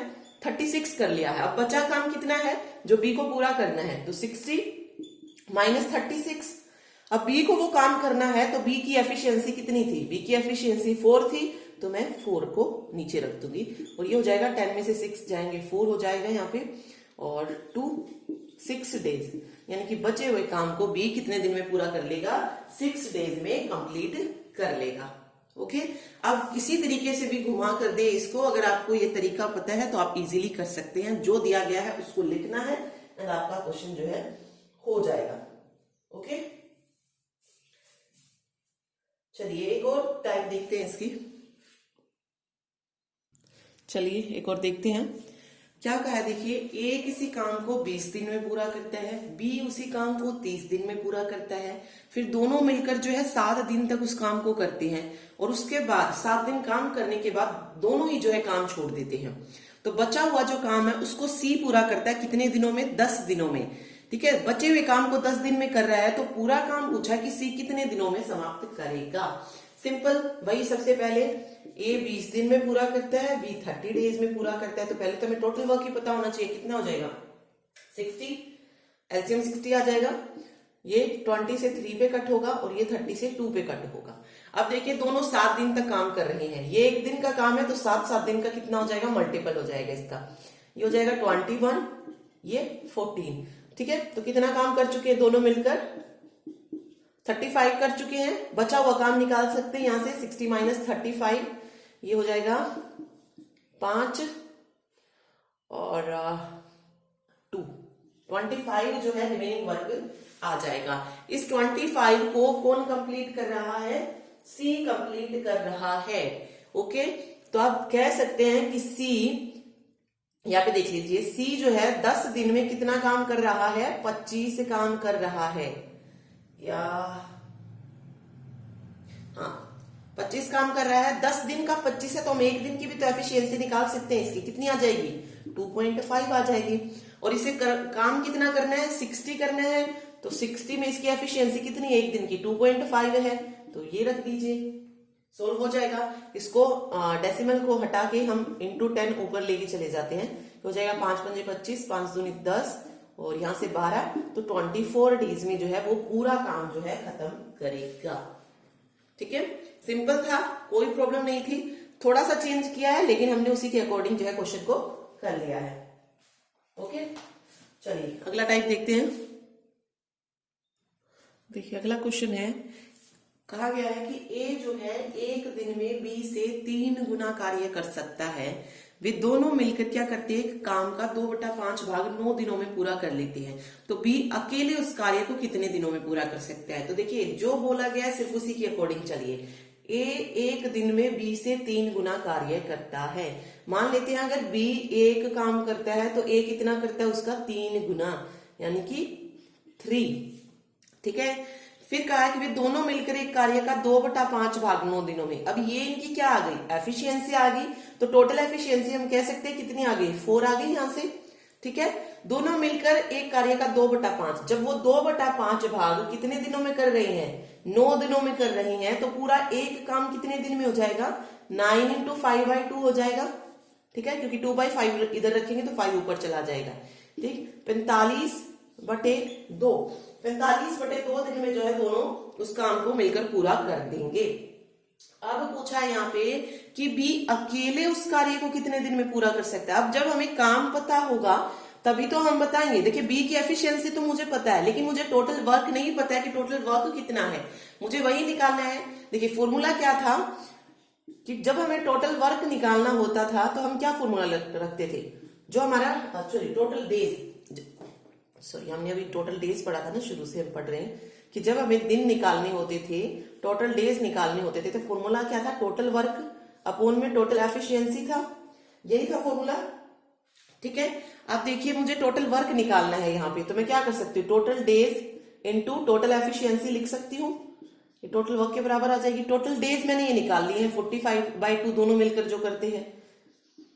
टोटल एफिशिएंसी 4 हो गई, तो यहां से टोटल वर्क निकल जाएगा, ये हो जाएगा 2 दूनी 4, तो टोटल वर्क जो है वो कितना आ गया? 90। अब इस टोटल वर्क को किसको पूरा करना है? बी को अकेले पूरा करना है। तो बी की एफिशिएंसी कितनी है? 1 है, तो 90/1, यानी कि बी उस काम को 90 डेज में पूरा करेगा। यहां पर अगर आपसे ए से पूछा जाता तो 90/3 कर देते, तो 3 3 9 और 0, वो 30 डेज में पूरा कर लेता। ओके, सिंपल है क्वेश्चन, जो दिया गया है उसके अकॉर्डिंग चलिए, कंफ्यूज होने की जरूरत नहीं है। ठीक, चलिए एक और टाइप इसका पढ़ लेते हैं, जो M1 D1 H1 वाले फॉर्मूले होते हैं उसके अकॉर्डिंग देखते हैं। चलिए देखिए क्वेश्चन है, 8 पुरुष हैं जो 9 घंटे प्रतिदिन काम करके एक काम को 20 दिनों में खत्म करते हैं। तो 7 पुरुष 10 घंटे प्रतिदिन काम करके कितने दिन में खत्म करेंगे काम को। तो इस तरीके का जब क्वेश्चन आता है तो फॉर्मूला अप्लाई होगा M1D1H1 upon work W1 equal to M2D2H2 और W2। ठीक है, जो भी दिया गया है उसमें आवर दिए गए हैं, डेज दिए गए हैं, मंथ्स दिए गए हैं, मैन दिए गए, कुछ भी दिया गया है वर्क के अलावा वो सब कुछ ऊपर और नीचे सिर्फ वर्क आएगा। देखते हैं, देखिए सबसे पहले कहा 8 पुरुष यानी कि मैन दे दिया है, तो मैन लिख दिया मैंने 8 पुरुष। फिर कहा है 9 घंटे यानी कि आवर दे दिए 9 घंटे। ये प्रतिदिन काम करके कितने काम को, एक काम को, यानी कि वर्क की वैल्यू 1 है। ये कितने दिनों में खत्म कर रहे हैं, डेज दे दिए हैं तो 20 डेज, डेज भी ऊपर जाएगा। फिर पूछा गया है कि 7 पुरुष 10 घंटे प्रतिदिन काम करके कितने दिनों में, घंटे दे दिया, हमें क्या निकालने, डेज निकालने हैं और उसी काम को कितने दिनों में पूरा कर लेंगे। डेज को वहीं पर रहने दीजिए और जो 7 और 10 है यहां पर मल्टीप्लाई में है तो इस तरफ आके क्या हो जाएगा, डिवाइड में, तो यहाँ पे आ जाएगा 7 इंटू 10, 0 से 0 कैंसिल। आगे इसको सोल्व कर लीजिएगा, 9 दूनी 18 और सोल्व करेंगे इसको तो 144/7 आ जाएगा, यहां से 144/7। तो डी की वैल्यू 20.5 निकल जाएगी। ठीक है, तो एक ऐसा क्वेश्चन आ सकता है। ओके, एक मिनट देखिए, एक और देखते हैं। चलिए नेक्स्ट देखिए, क्वेश्चन है 3 पुरुष और 4 लड़के किसी काम को 12 दिनों में कर सकते हैं, यानी कि 3 पुरुष हैं और 4 लड़के मिलकर 12 दिनों में कर रहे हैं। इसी तरीके से 4 पुरुष और 3 लड़के उसी काम को 10 दिनों में कर सकते हैं, तो 2 पुरुष और 3 लड़के कितने दिनों में काम समाप्त कर सकते हैं। तो इस तरीके के क्वेश्चन भी जो है पूछे जाते हैं। तो देखिए सिंपल है, सबसे पहले हमें इसी को लिखना है 3 पुरुष यानी कि 3 मैन प्लस 4 बॉयज। ठीक है, कितने दिन में पूरा कर रहे हैं, 12 दिन में पूरा कर रहे हैं। नेक्स्ट कहा कि 4 मैन प्लस 3 बॉयज कितने दिन में, 10 दिन में पूरा कर रहे हैं। ठीक है, अब देखिए ये इस, और हमें निकालना क्या है, यहां पे लिख लेते हैं इस तरफ। ओके, यहां पे लिख लेते हैं, हमें निकालना है 2 पुरुष तथा 3 लड़के, 2 मैन प्लस 3 बॉयज उस काम को कितने दिन में पूरा करेंगे, इसकी वैल्यू हमें चाहिए। तो जब भी इस तरीके का क्वेश्चन आएगा हमको क्या करने हैं, जो डेज होते हैं ना उनको सेम कर लेना है। किस तरीके से करेंगे, देखिए हम जो है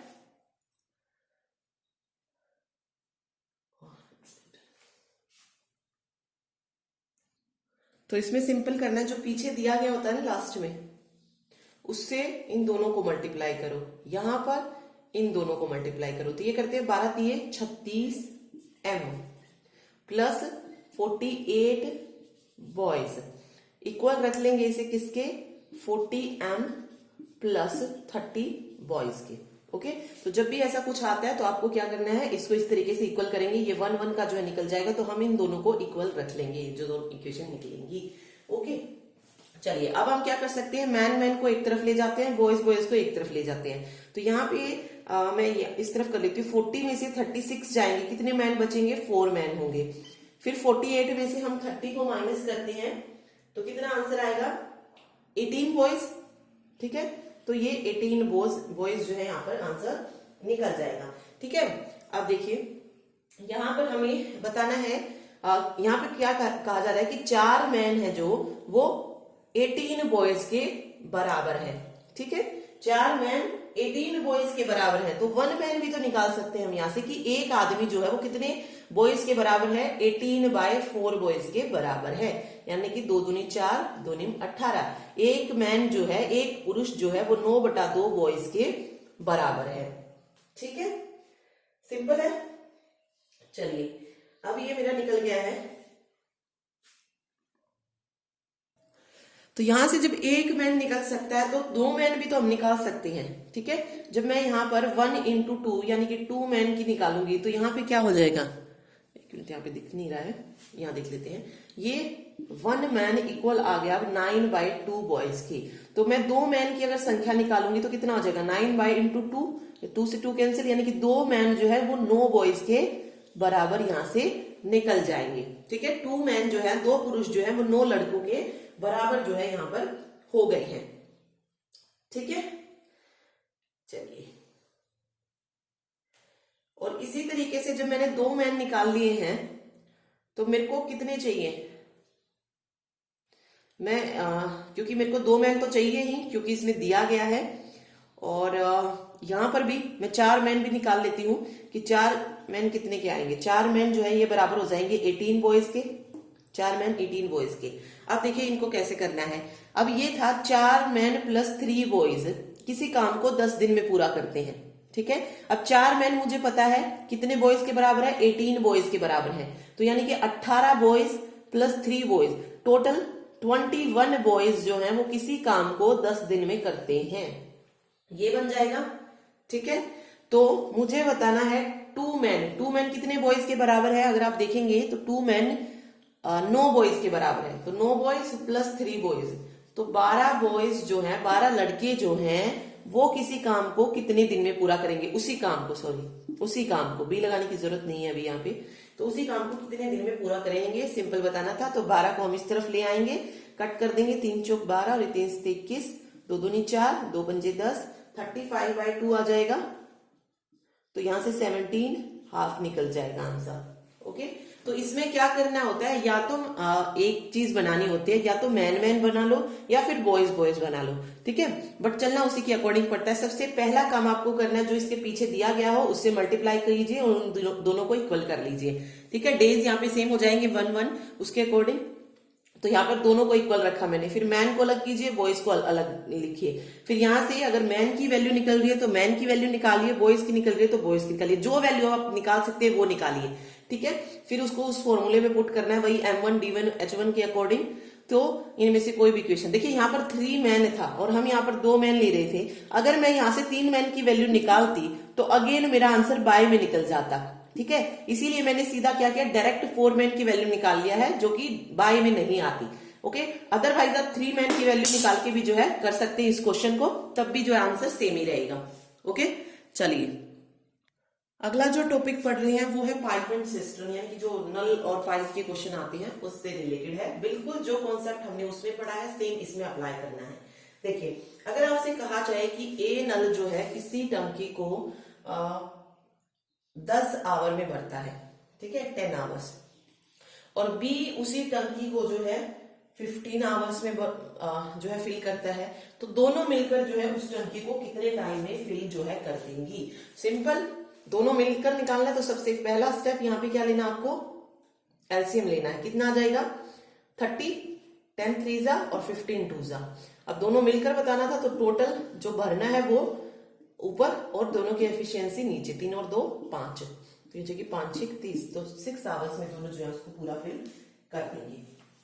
ठीक है, सेम सी का पूछा जाए आपसे कि सी भी है इसमें, तो सी को भी साथ जोड़ लीजिए और उनको इक्वल रख लीजिए। ये तो हो गया ए प्लस बी प्लस सी, यानी कि जब तीनों मिलकर पूरा कर रही हैं। यहां से जब क्वेश्चन आता है कि ए जो है एक उसको भर रही है और दूसरी उसको खाली कर रही है, इस तरीके का जब क्वेश्चन आता है तब क्या करेंगे।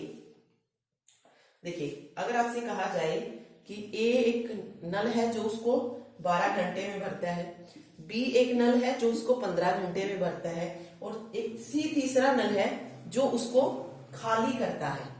ठीक है, सी क्या है, उस टंकी को खाली करता है 20 घंटे में। तो ये बताना है कि वो टोटल घंटे कितने घंटे में जो है भरी जा सकती है। ओके, तो सिंपल भाई, पहले एलसीएम लीजिए, इनका 60 आ जाएगा, 12 पंजे 60, 15 चौक 60 और 20 दिया 60। अब टोटल हमें 60 भरनी है, लेकिन भरने का काम कौन कर रहा है, देखिए ये फिल कर रही है दोनों, ये एम्प्टी कर रही है, तो भरने का काम ये दोनों कर रही है। 5 और 4 9, और 9 में से खाली कितना हो रहा है, 6 खाली हो रहा है, तो 9 - 3 60/6, तो 10 जो है 10 आवर में जो है वो पूरी टंकी भरेगी। ठीक है, लेकिन सिर्फ इतना होता कि वो कितने में भरेगी, तो 60/20 यानी कि 3 आवर में वो उसको भर देती, लेकिन सी उसको खाली भी कर रहा है तो उसको 10 आवर्स जो है फिल होने में लग जाएंगे। ओके, तो ऐसे क्वेश्चन भी जो है पूछे जाते हैं। चलिए एक और क्वेश्चन देखते हैं। देखिए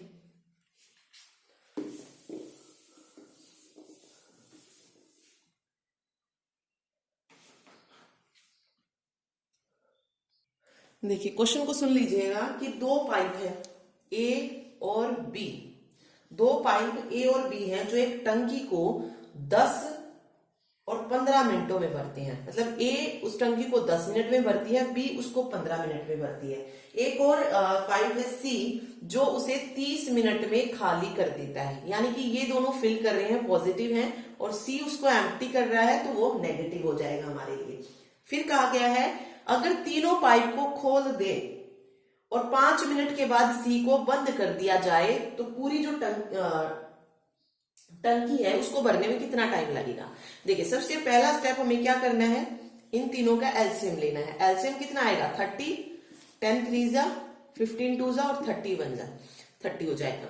ओके, अब देखिए इसने कहा ना कि 5 मिनट के बाद उसे क्या करना है, बंद करना है। तो देखिए 3 और 2 5, 5 में से हर बार क्या घट रहा है, 1 मिनट में 5 में से 1 माइनस हो जाता है तो 4। यानी कि हम क्या कह सकते हैं कि 1 मिनट में कितना भर रहा है, 1 मिनट में सिर्फ 4 लीटर ही तो जा रहा है। ठीक है, 1 मिनट में कितना जा रहा है, 4 लीटर भर रहा है। तो 5 मिनट में कितना हो जाएगा, 20 लीटर हो जाएगा।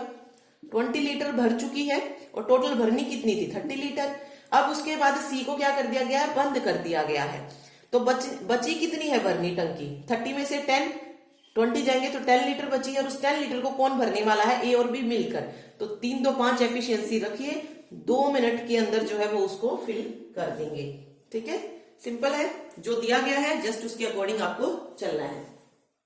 ओके, चलिए नेक्स्ट देखिए। अगला देखिए, ऐसा क्वेश्चन टाइम एंड वर्क में भी पूछ सकते हैं आपसे। देखिए क्वेश्चन है 3 पाइप हैं पी क्यू और आर। ठीक है, ये क्या करते हैं, एक टंकी को 10 घंटे 12 घंटे और 15 घंटे में भर सकते हैं, तीनों मिलकर। ओके, फिर कहा जा रहा है यदि पाइप पी को बारी बारी से क्यू और पाइप आर के साथ 1 घंटे के लिए खोला जाए। यानी कि पी को 1 घंटा क्यू के साथ खोल दिया, मतलब तीनों को एक साथ नहीं खोला है। पी को 1 घंटा क्यू के साथ, पी को 1 घंटा आर के साथ, फिर पी को 1 घंटा क्यू के साथ, इस तरीके से अगर खोला जाए तो टंकी कितने घंटों में भर जाएगी। पहले तो हमें ये निकालना है कि टोटल जो है कितना बन रहा है। ठीक है, 10 12 15 इस तरीके से लिख लेते हैं, 10 12 15। सबसे पहला काम एलसीएम लेना है। कितना एलसीएम आएगा 60, तो ये हो जाएगा 10 3 जा 10 6 जा 12 5 जा और 15 4 जा। ठीक है, ये बनेगा। अब देखिए टोटल वर्क कितना है मेरा, 60 है। टोटल जो मुझे भरना है वो कितना है, 60। अब सबसे पहले क्यू के साथ कौन हेल्प करने वाला है, पहले घंटे में पी हेल्प करने वाला है। तो P प्लस क्यू, फर्स्ट जो घंटा होगा, फर्स्ट जो आवर होगा, उसमें P प्लस क्यू कितना फिल कर लेंगे। P की एफिशिएंसी 6 है और क्यू की एफिशिएंसी 5 है, तो 6 प्लस 5 11 हो जाएगा फर्स्ट आवर में। फिर दूसरा घंटा देखते हैं, सेकेंड वाले आवर में देखेंगे तो वहां पर कौन काम करेगा, P और R। यानी कि P एक बार क्यू के साथ और P एक बार R के साथ, तो 6 प्लस 4 10। तो देखिए फर्स्ट 2 आवर में कितना काम हो गया, 11 और 10 21। ठीक है, क्योंकि आगे जो है ऐसे ही चलेगा, अगेन फिर P और क्यू काम करेंगे तो 11 होगा, तीसरे घंटे में अगेन 11, यानी कि 21 प्लस 11, एक और एक 2 और एक 3 32। तो इस तरीके से जो है आगे सोल्व करते हुए हमें चलना है। ठीक है, फिर 4 आवर आएगा, चलो 32 काम हो चुका है, उसमें कितना ऐड हो जाएगा, 10 ऐड हो जाएगा, तो ये 42 हो जाएगा। 42 में 5वें घंटे में 11 अगेन ऐड हो जाएगा, तो ये कितना आएगा, 2 और 1 3 4 और 1 5 53 हो जाएगा। लेकिन हमें कितना करना है, 60 करना है। कितना करना है, 60 करना है। तो देखिए अभी कितने आवर्स जो है हो चुके हैं, 5 आवर्स। 5 आवर्स में हम कितना कर चुके हैं, 53 फिल कर चुके हैं। लेकिन जब अगर हम अगला लेंगे ये वाला घंटा, जब हमें 10 ऐड करना है, तो ये हमारा 53 60 से ज्यादा हो जाएगा, तो हम इसको डायरेक्ट ऐड नहीं कर सकते हैं इसमें। ठीक है, तो यहां से देखिए कितना रिमेनिंग है, 60 माइनस 53 7 रिमेनिंग है। ठीक है, लेकिन हमें हमारे पास जब दोनों मिलके करेंगे तो कितना है टोटल, 10 है, तो मैं इसको क्या करूंगी, सिंपल इसके नीचे रख दूंगी इस 10 को, जितना बचा था उसके नीचे 10 को रख दीजिए। तो यहां से आंसर आ जाएगा 5 घंटे और 7/10, 5 सही 7/10 जो है इसका आंसर निकल जाएगा आवर्स में। ठीक है, तो देखिए ये तो यहाँ पर जो आपने देखा ना ये वाली चीज, ये तो यहाँ पर देखिए 60 था, इसीलिए मैंने यहाँ पे आपको 3 4 5 करके दिखा दिया और उसको अगेन एंड अगेन ऐड करके। लेकिन यहाँ पर अगर मान लीजिए 200 होता, 300 होता, तो यहाँ पर इस तरीके से हम इसको सॉल्व नहीं कर सकते थे। तो इसको देखिए डायरेक्ट क्या करना है, आपको उस काम से जो है कम रखना है। अगर देखिए डायरेक्ट पूरा काम कर पा रहे हैं, ये है ना हमारा काम, ठीक है, और ये हमारे आवर्स है, ठीक है, तो उसमें हमें कुछ ऐसा मल्टीप्लाई करता रहना पड़ेगा कि या तो वो इससे कम रहे ये वाली चीज, या इक्वल आ जाए। अब देखिए 21 इंटू 3 अगर मैं करती हूं, कितना आएगा, 63 आएगा, तो ये तो इससे ज्यादा हो जाएगा। तो मैं क्या करूंगी, 21 इंटू 2, जो मल्टीपल यहां किया है वो ही यहां कर दीजिए, 2 दूनी 4 हो जाएगा, और ये 42 हो जाएगा। ठीक है, ये 42 हो जाएगा, यानी कि 4 घंटे में कितना काम हो चुका है, 42। और अब किसकी बारी है, 5वें घंटे में किसकी बारी है, इसकी बारी है, फर्स्ट वाले की, यानी कि 10 और जब P और Q मिलकर काम करते हैं तो ये 11 आवर्स। तो 42 में 11 आवर्स मैंने जब ऐड किया तो 53 आ जाएगा। 6 में इस वाले की है, रिमेनिंग वर्क कितना बचा, 60 माइनस 53, 6 आवर हम लिख ही नहीं पाएंगे क्योंकि 5 ही चलेगा, क्योंकि कंप्लीट जो है वो नहीं बनेगा 6। तो यहाँ पे 7 हो जाएगा, और ये टोटल कितना है, 10 है, तो 5 7/10 इसका करेक्ट आंसर निकल जाएगा। ठीक है, तो ये इस तरीके से आप कर लीजिएगा, मल्टीपल आप करके देख सकते हैं यहाँ पे। ठीक है, अगर मेरा यहाँ पे 63 होता, डायरेक्ट मेरा यहाँ पे 63 होता 60 की बजाय, तो मैं क्या करती, यहाँ पे डायरेक्ट कर लेती, फिर 21 इंटू 3, और यहाँ पर 2 इंटू 3 हो जाता, तो आंसर डायरेक्ट 6 निकल जाता। तो ये करना हमें कि जो हम मल्टीपल करें या तो वो इससे कम आए, ठीक है, और अगर पूरा जा रहा है तो पूरा करेंगे फिर, ठीक, लेकिन ज्यादा हमें नहीं लेना है उसमें। तो ये पाइप एंड सिस्टर था। तो इसी तरीके के क्वेश्चन जो है इसमें देते हैं, सिर्फ कंडीशंस चेंज हो जाती है, तरीका यही रहेगा हर बार। ठीक है, चलिए अब नेक्स्ट चैप्टर पढ़ते हैं। नेक्स्ट चैप्टर जो हम पढ़ेंगे वो पढ़ेंगे एवरेज, यानी कि औसत क्या होता है। तो देखिए एवरेज का फॉर्मूला याद कर लीजिए। एवरेज का फॉर्मूला होता है sum of observation upon total number, जितने उसमें गिवन है। मींस सम ऑफ ऑब्जर्वेशन, कुल संख्याओं का योग, जितनी संख्याएं गिवन है उनका हमें क्या लेना है, योग लेना है, और टोटल नंबर्स यानी कि कुल संख्या जितनी बन रही हैं वो। फॉर एग्जाम्पल मेरे पास 3 मैंने संख्याएं ली, 5 9 और 10, मुझे इनका एवरेज चाहिए। तो पहले इनका सम लेंगे, तो 5 + 9 + 10, फिर इनकी संख्या कितनी है, 1 2 3 है, तो 3 से इनको मल्टीप्लाई कर देंगे। ठीक है, तो यहां से आंसर कितना निकल जाएगा, 24/3, तो 8 यहां पर इसका एवरेज निकल जाएगा। ठीक, चलिए क्वेश्चन देखते हैं। सिंपल से क्वेश्चन से शुरू करते हैं, फिर आगे देखेंगे जो पूछे जा सकते हैं एग्जाम में। देखिए क्वेश्चन है कि 10 संख्याएं हैं, 10 संख्याओं का एवरेज कितना दे दिया, 7 दे दिया है। ठीक है, फिर कह रहा है कि अगर हम प्रत्येक संख्या को अगर 12 से मल्टीप्लाई करते हैं तो नया औसत बताना है, नया औसत। ठीक है, 10 संख्याएं हैं, एवरेज 7 है, उन 10 की 10 संख्याओं को हमने 12 से मल्टीप्लाई किया तो हमारा नया एवरेज क्या आ जाएगा। ठीक है, तो देखिए इसमें सिंपल सा है, जिस चीज को आप संख्याओं से मल्टीप्लाई करेंगे उसी संख्या को औसत से भी मल्टीप्लाई कर दीजिए, वो हमारा एवरेज निकल जाएगा। तो 12 इंटू 7 हो जाएगा 84, इसका करेक्ट आंसर हो जाएगा कि 84 यहां पर औसत निकल जाएगा। ठीक है, वैसे जरूरी नहीं है, आप निकाल के भी देख सकते हैं। देखिए 10 संख्याओं का एवरेज 7, तो यानी कि उन संख्याओं का योग कितना निकलेगा, 10 इंटू 7 यानी कि 70। अब उसमें से हर एक संख्या को 12 से करना है तो 70 इंटू 12 कर लीजिए, 840 हो जाएगा। ठीक है, और अब यहां से 10 संख्याओं का एवरेज निकालना है तो 10 से डिवाइड कर दीजिए, 84 यहां पे करेक्ट हो जाएगा, वही आंसर आ गया। ठीक, चलिए नेक्स्ट देखते हैं।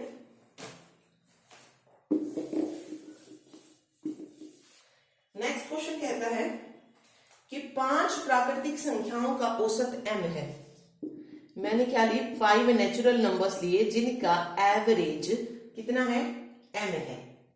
ठीक है, फिर कहा कि यदि अगली 3 प्राकृतिक संख्याओं को सम्मिलित किया जाए तो नया औसत m से कितना अधिक हो जाएगा।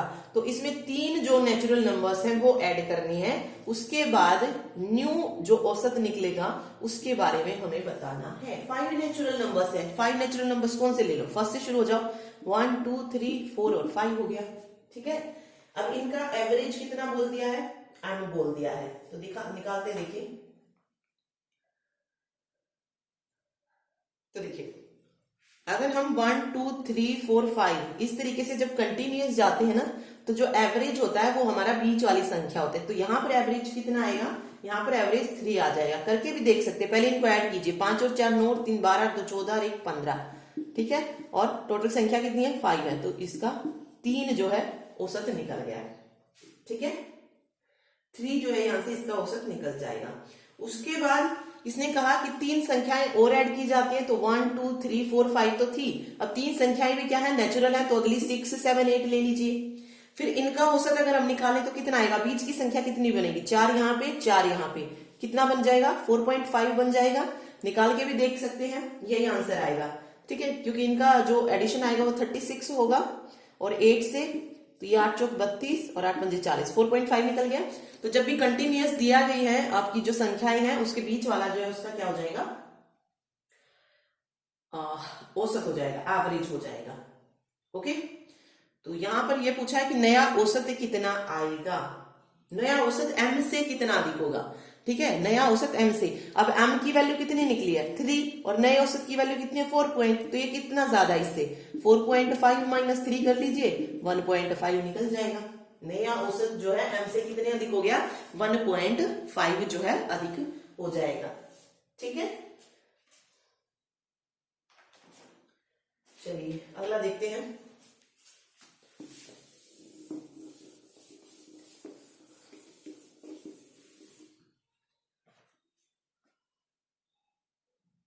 देखिए क्वेश्चन है, 3 संख्याएं दी हैं, पहली दूसरी और तीसरी। पहली संख्या क्या कह रहा है कि पहली संख्या जो है वो दूसरी की 2 गुनी है और तीसरी की 3 गुनी है। तीनों का औसत भी दे दिया 396, तो डिफरेंस फाइंड आउट करना है पहली और तीसरी संख्या का। तो ऑब्वियस हमें सबसे पहले संख्या निकालनी है। अब देखिए जो जो दिया गया है, 3 संख्याएं आप कौन सी मान लो, ए बी और सी मान लो। अब ये जो पहली संख्या है यानी कि जो ए की वैल्यू है ये दूसरी की 2 गुनी बन रही है, तो तीसरी की 3 गुनी बन रही है। ठीक है, इस तरीके से। अब अगर मैं कहूं कि तीसरी संख्या मेरी 2 है, तो इसका 3 गुना कितना हो जाएगा 6। ठीक है, और b का ये 2 गुना है तो 3 आ जाएगी। ठीक है, अब देखिए जो 6 है वो b का 2 गुना है, 3 दूनी 6, और c का 3 गुना है, 2 तिया 6। ओके, अब इसने कहा तीनों का औसत 396 है, तो यहाँ पे जब भी रेशो में चीज आती है इसको हम x के इक्वल मानते हैं। ये हो जाएगा 6 + 3 9 + 2 11x हो जाएगा, और इनका औसत किसके बराबर दे दिया 396 के। x की वैल्यू निकाल लीजिए, 3 यहाँ से 108 निकल जाएगा। ठीक है, x की वैल्यू जो आ जाएगी वो कितनी आ जाएगी 108 हो जाएगी। क्यों हो जाएगी, क्योंकि 11x और अपॉन में 3 भी तो है, इंटू 3 भी चला जाएगा ना इसमें। देखिए 1 मिनट, इधर से हमने 11 किया, अब टोटल संख्याएं कितनी थी 3 थी, औसत भी तो निकाल रहे हैं, तो यहां से 11/3 होगा, इस 3 को इधर लेके आएंगे। ठीक है, आगे जब इसको कट करेंगे 3 से जाएगा ये, और 6 108। ठीक है, तो x की वैल्यू यहां से 108 निकल जाएगी। ठीक, x की वैल्यू 108 आ गई है, तो ऑब्वियस है हम abc की वैल्यू निकाल सकते हैं, क्योंकि हमने ये 6x 3x और 2x लिया था। 6x की कितनी हो जाएगी 648 हो जाएगी, और 2x की कितनी हो जाएगी 216। इन दोनों का माइनस हमें बताना है, तो 432 आंसर निकल जाएगा। ठीक है, तो सिंपल ये इसी तरीके से होगा। चलिए अगला देखिए, एक वो होता है ना गलत वाला कि कुछ गलत डाल दिया हो, वो क्वेश्चन और देख लेते हैं। देखिए क्वेश्चन है, 45 छात्रों का औसत अंक कितना दे दिया है, 45 छात्रों का औसत अंक अगर आपको 65 दे दिया जाए, इनमें अंक 48 की बजाय क्या कर दिया गया है, 84 की एक गलत प्रविष्टि शामिल है, तो सही औसत बताना है। ओके, अब आप क्या करोगे कि 45 का पहले सम संख्याओं का योग निकालेंगे 45 इंटू 65 करके। तो ऐसे मत कीजिए, देखिए 45 छात्रों का औसत अंक कितना है, 65 है। इसमें क्या किया गया है, इन जो अंक है इसमें 48 डालना था, लेकिन डाल क्या दिया है, 84 डाल दिया है। 48 की बजाय 84 डाल दिया, 48 सही था लेकिन 84 गलत है हमारा। तो इनके बीच में डिफरेंस देख लीजिए कितना आ रहा है, डिफरेंस आ जाएगा 36 इसमें डिफरेंस आ जाएगा। ओके, तो यहां से हम क्या कर सकते हैं, 45 जो थी छात्राएं थी, ठीक है, उन 45 छात्राओं में से जो 36 हैं वो हम माइनस कर देंगे। एक मिनट, मीन्स हम सिर्फ इसका औसत निकाल लेंगे, ठीक है, -36 है ना ये। ओके, और कितने में से 45 जो है टोटल संख्या थी जो भी छात्र वगैरह थे। तो यहां से इसको जब सॉल्व करेंगे तो मेरा आंसर आएगा 4/5, एक मिनट, 9 चौक 36, 9 पंजे 45, -4/5 ये हो जाएगा 0.80, 40, 0.8 लिख लीजिए, 0.80 लिख लीजिए, ठीक है। अब ये जो वैल्यू आई है इसको क्या कर देना है, इसमें से माइनस कर देना है, 65 माइनस 0.8, तो मेरा जो सही निकलेगा औसत वो कितना आना चाहिए था, 64.20, लेकिन इस गलती की वजह से 84 की वजह से वो 65.0 आ रहा था। ओके, तो जितना डिफरेंस की गलती हुई है उसका औसत निकाल के और उसको माइनस कर देना है, सिंपल, ठीक है। तो ये एवरेज के क्वेश्चन थे। देखिए एक और क्वेश्चन आता है, वो देखते हैं, उसके बाद एवरेज हमारा कंप्लीट हो जाएगा। सिर्फ हमें तरीका सीखना है, कॉन्सेप्ट क्लियर करना है कि कैसे जो है क्वेश्चन होते हैं। ओके, चलिए क्वेश्चन देखिए। देखिए क्वेश्चन है, 9 आंकड़ों का औसत दिया गया है 87, फिर कह रहा है कि यदि पहले 5 का औसत 79 है, अगले 3 का औसत 92 है, तो 9वां आंकड़ा बताना है हमें क्या है। ओके, देखिए 9 आंकड़े हैं, 1 2 3 4 5 6 7 8 और 9। अब ये कह रहा है पहले 5, 1 2 3 4 5, इन 5 का जो औसत है वो कितना आ रहा है, 79 आ रहा है, ठीक है। और अगले 3 का 6 7 और 8, इनका औसत कितना आ रहा है, 92, और 9 के 9 का औसत कितना है, टोटल कितना है, यहां पे अगर मैं लिखूं तो टोटल कितना है, 87 है, ठीक है। हमें जो बच गया 9वां आंकड़ा, वैसे टोटल इसमें भी जाएगा, लेकिन हमें इसकी संख्या निकालनी है कि 9वां आंकड़ा क्या होने वाला है वहां पे। ओके, तो देखिए टोटल कितना है, 87 है, तो मैं क्या करूंगी, ये जो हमारा टोटल था इसको पहले इन 5 में से मतलब जो 5 का औसत है उसमें से माइनस करूंगी, ठीक है। 79 में से जब हम 87 को माइनस करते हैं, 79 माइनस 87 कितना आएगा, -8 आ जाएगा, ठीक है। सिंपल, इसमें भी यही 92 में से 87 को माइनस किया मैंने, तो -5 आ गया मेरे पास, ठीक है। तो यहां से मैं क्या कह सकती हूं कि एक आंकड़े की वैल्यू कितनी आ रही है, -8 आ रही है, तो 5 आंकड़ों की वैल्यू कितनी आ जाएगी, -40 हो जाएगी, ठीक है। सेम इसमें फर्स्ट आंकड़े की वैल्यू -5 है, तो तीनों आंकड़ों की जो वैल्यू होगी वो कितनी हो जाएगी, -15 हो जाएगी। ओके, तो इन टोटल 8 आंकड़ों की वैल्यू कितनी आ जाएगी मेरे पास, -40 + 15 हो जाएगी।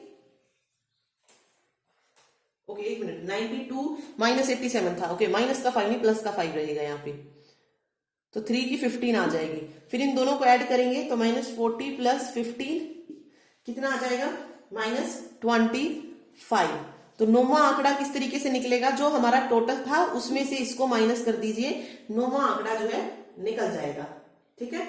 अब 87 में से अगर मैं माइनस करूंगी 25 को, तो माइनस माइनस प्लस, तो 87 25 112 जो है यहाँ पर करेक्ट आंसर निकल जाएगा। 87 + 25 कितना हो जाएगा, 9वां आंकड़ा जो है हमारा 112 यहाँ पर आ जाएगा, ठीक है। तो ऐसा क्वेश्चन जो है कई बार पूछ लिया जाता है, जिसमें अदरवाइज जो क्वेश्चन आते हैं वो ऐसे दे देते हैं कि पहले 5 का इतना है और अगले 4 का इतना है, तो बीच वाली संख्या का पूछ लिया जाता है, ठीक है। बट सम टाइम ऐसा भी हो जाता है कि पहले 5 का दे दे, 3 का दे दे और सबसे लास्ट वाले का पूछ ले। जो वो क्वेश्चन होते हैं कि 5 का भी दिया है, 4 का भी और बीच का पूछ रहा है, तो वो तो बहुत इजी होते हैं, वो हम इजीली कर लेते हैं माइनस करके। इसमें अगर ऐसे पूछा जाता है तो ऐसे कीजिएगा, ठीक है। जो 5 का दिया है उसको टोटल में से माइनस कीजिए, जो दूसरे का दिया है उसको भी टोटल में से माइनस कीजिए, और जो निकलेगा उन दोनों को प्लस करके उसको उसमें से माइनस कर दीजिए, राइट आंसर निकल जाएगा। 9वां आंकड़ा जो है हम निकाल देंगे। ओके, तो ये एवरेज था, हमने देख लिया है कि कैसे क्वेश्चन जो है पूछे जा सकते हैं। नेक्स्ट चैप्टर चलते हैं। देखिए अगला टॉपिक जो कवर करेंगे जो इंपॉर्टेंट है वो है प्रॉफिट एंड लॉस। वैसे मैथमेटिक्स में बहुत सारे आते हैं, बट हम सिर्फ वो करेंगे जिसके चांसेस अगर बेसिक मैथ दिया जाएगा तो ये इन टॉपिक से जो है क्वेश्चन आ सकते हैं। सिर्फ वो क्वेश्चन जो है हम देखेंगे। चलिए देखिए, प्रॉफिट एंड लॉस की हम बात कर रहे हैं, यानी कि लाभ और हानि के क्वेश्चन देखेंगे। और लाभ और हानि के क्वेश्चन हमेशा कीजिएगा किस बेस पे? परसेंटेज के बेस पे, यानी कि परसेंटेज के अकॉर्डिंग जो है इन्हें निकालिएगा, ठीक है। तो इसमें कुछ चीजें होती हैं वो देख लेते हैं। देखिए इसमें सबसे पहले आता है सेलिंग प्राइस, यानी कि विक्रय मूल्य, कॉस्ट प्राइस क्रय मूल्य हो गया, ठीक है। इसके अलावा प्रॉफिट लॉस होता है, मार्क्ड प्राइस होता है जो जिसे हम अंकित मूल्य बोलते हैं, और जो पांचवी चीज जो इसमें आती है वो होती है डिस्काउंट, यानी कि जो छूट दी जाती है ना, छूट की दर, वो ये अंकित मूल्य होता है। प्रॉफिट एंड लॉस लाभ और हानि होते हैं, सीपी हमारा क्रय मूल्य होता है और एसपी हमारा विक्रय मूल्य होता है, ठीक है। इस तरीके से होता है। एक चीज हमेशा याद रखिए कि हमेशा हमें जब भी प्रॉफिट लॉस करें तो सीपी को क्या मान के चलना है? 100%। किसी में अगर हमें एमपी दिया है और सीपी नहीं दिया है तो वहां पर हम एमपी को क्या मानेंगे? 100%, ठीक है। तो इस तरीके से हम जो है क्वेश्चन करेंगे। हमें पता है प्रॉफिट किस तरीके से निकलता है, जब एसपी माइनस सीपी करें, और लॉस कब होता है? जब सीपी माइनस एसपी हो, ठीक है, तब लॉस होता है। डिस्काउंट का फॉर्मूला क्या होता है? डिस्काउंट का फॉर्मूला और देख लीजिए, डिस्काउंट अगर आपको निकालना है तो डिस्काउंट अपॉन में मार्क प्राइस। डिस्काउंट हमेशा मार्क प्राइस पे निकलता है। प्रॉफिट लॉस किस पे निकलता है? हमेशा कॉस्ट प्राइस पे निकलता है, ठीक है। अगर मुझे प्रॉफिट और लॉस का परसेंटेज निकालने के लिए बोला जाए तो मैं क्या लिखूंगी? ऊपर तो डिफरेंस आएगा दोनों का, सीपी एसपी जो भी है, और नीचे सीपी रहेगा हमेशा। और डिस्काउंट में डिस्काउंट ऊपर, मार्क प्राइस नीचे, और इनटू में 100 रहेगा। ओके, तो ये मेन इसका क्वेश्चन था, सॉरी फॉर्मूला थे, और जो मेन मेन चीजें इसमें आती है। क्वेश्चन पे चलते हैं, अभी क्वेश्चन देखते हैं डायरेक्ट। देखिए क्वेश्चन है, एक वस्तु को 13,013 में बेचने पर विक्रेता को 8/3% जो है लाभ होता है, तो वस्तु का क्रय मूल्य बताना होता है कि क्या होगा। देखिए देखिए मैंने कहा एक वस्तु को इतने में बेचने पर, यानी कि सेलिंग प्राइस जो है दिया गया है 13,013, इसमें 8% जो प्रॉफिट हो रहा है वो कितना हो रहा है? 8/1/3%। तो वस्तु का क्रय मूल्य हमें निकालना है इसमें से कि वस्तु का क्रय मूल्य कितना हो जाएगा। देखिए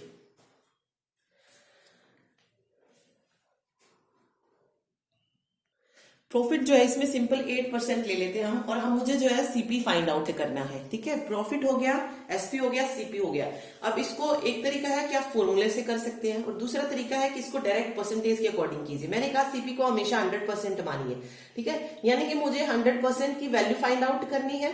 अब प्रॉफिट उससे कितना हो रहा है? 8%। जब मेरा सीपी 100 है और प्रॉफिट 8% हो रहा है, और एसपी कितना आ रहा है? 13,013। ऑब्वियस है जब प्रॉफिट हो चुका है तो उसी की वैल्यू आई है ये, ठीक है। तो मैं क्या कह सकती हूँ कि 108%, 100 में डायरेक्ट हमने ऐड किया 8, तो 108% की जो वैल्यू है वो कितनी है? 13,013 है। 1% की मैं यहां से निकाल सकती हूँ, 13,013 बाई में 1 है 08, और मुझे 100% की चाहिए तो इंटू में 100 कर दीजिए, यहां से 100% की वैल्यू निकल जाएगी, ठीक है।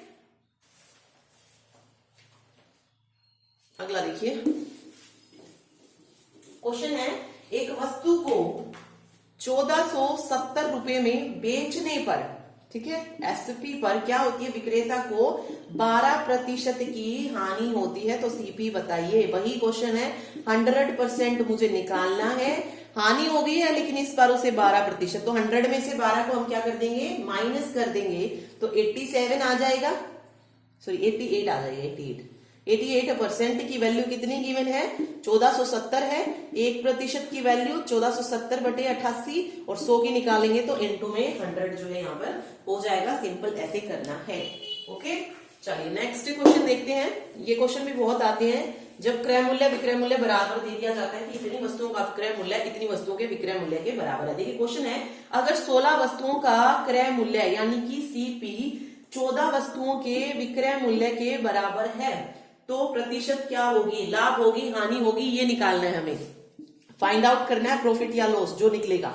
अब देखिए 16 सीपी बराबर है 14 एसपी के, तो हम क्या करेंगे? सीपी एसपी एक तरफ रख लेंगे, या तो सीपी को उस तरफ ले जाइए या एसपी को इस तरफ ले आइए, कोई फर्क नहीं पड़ता है। ओके, चलते हैं। देखिए सीपी की तरफ हम एसपी को ले आते हैं, सीपी को यहीं पर रखते हैं, एसपी को इस तरफ लेके आए। वहां पर 14 था ही, ये 16 उधर चला जाएगा। डायरेक्ट आप देख सकते हो अभी सीपी की वैल्यू 14 है, एसपी की वैल्यू 16 है, तो हम यहां से पता कर सकते हैं क्या हो रहा है। जब एसपी ज्यादा होगा तो प्रॉफिट होगा। प्रॉफिट का फॉर्मूला क्या होता है? परसेंटेज निकालने का। पहले दोनों का डिफरेंस कितना आ रहा है? 2 आ रहा है। और हमेशा प्रॉफिट और लॉस हो किस पे निकलेगा? सीपी पे निकलेगा। 14 इंटू में 100 कर दीजिए, 2 से 14 और 7 से नहीं कट कर लीजिएगा, आंसर निकल जाएगा 14.28%। ओके, सिंपल है। फॉर्मूले से भी कर सकते हैं आप इसको, बट कोई फायदा नहीं, कितने फॉर्मूले याद रखोगे, तो डायरेक्ट कीजिएगा परसेंटेज के अकॉर्डिंग। ठीक, चलिए अगला देखते हैं। देखिए क्वेश्चन देखते हैं। देखिए क्वेश्चन है, एक थोक व्यापारी है, थोक व्यापारी है जो क्या करता है? खुदरा व्यापारी को एक घड़ी बेचता है। खुदरा व्यापारी को क्या करता है? एक घड़ी बेचता है, लेकिन कितने? उस पर 32% के लाभ पर। ठीक है, थोक व्यापारी को ए मान लेती हूँ, खुदरा व्यापारी को बी मान लेती हूँ। ए के पास जो वैल्यू थी, मतलब सीपी था, उसका 100% था। जब उसने बेचा उसे तो कितने लाभ पर बेचा? 32% के प्रॉफिट पर बेचा है, यानी कि कितने में बेचा है? 132% पर उसे बेच दिया है। फिर कहा गया कि जो खुदरा व्यापारी था उसने उसे एक ग्राहक को 20% हानि पर बेच दिया है। इसने क्या किया? इसको 20% लॉस पे, यानी कि 132 का जब हम 20% निकालेंगे कितना आएगा?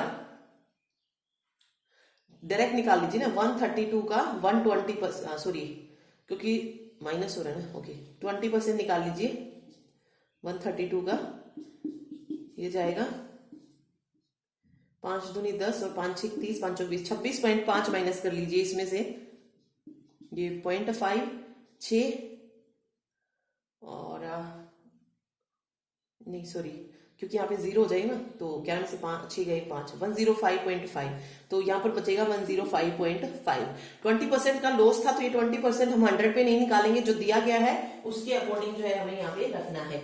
ओके, तो 132% का जब हमने 20% लॉस निकाला तो वो कितना आएगा? 105.5, यानी कि 20% निकाल के उसे 132 में से माइनस कर दीजिए, ये आ गया 105.5। ठीक है, 20% खाने के साथ बेच दिया।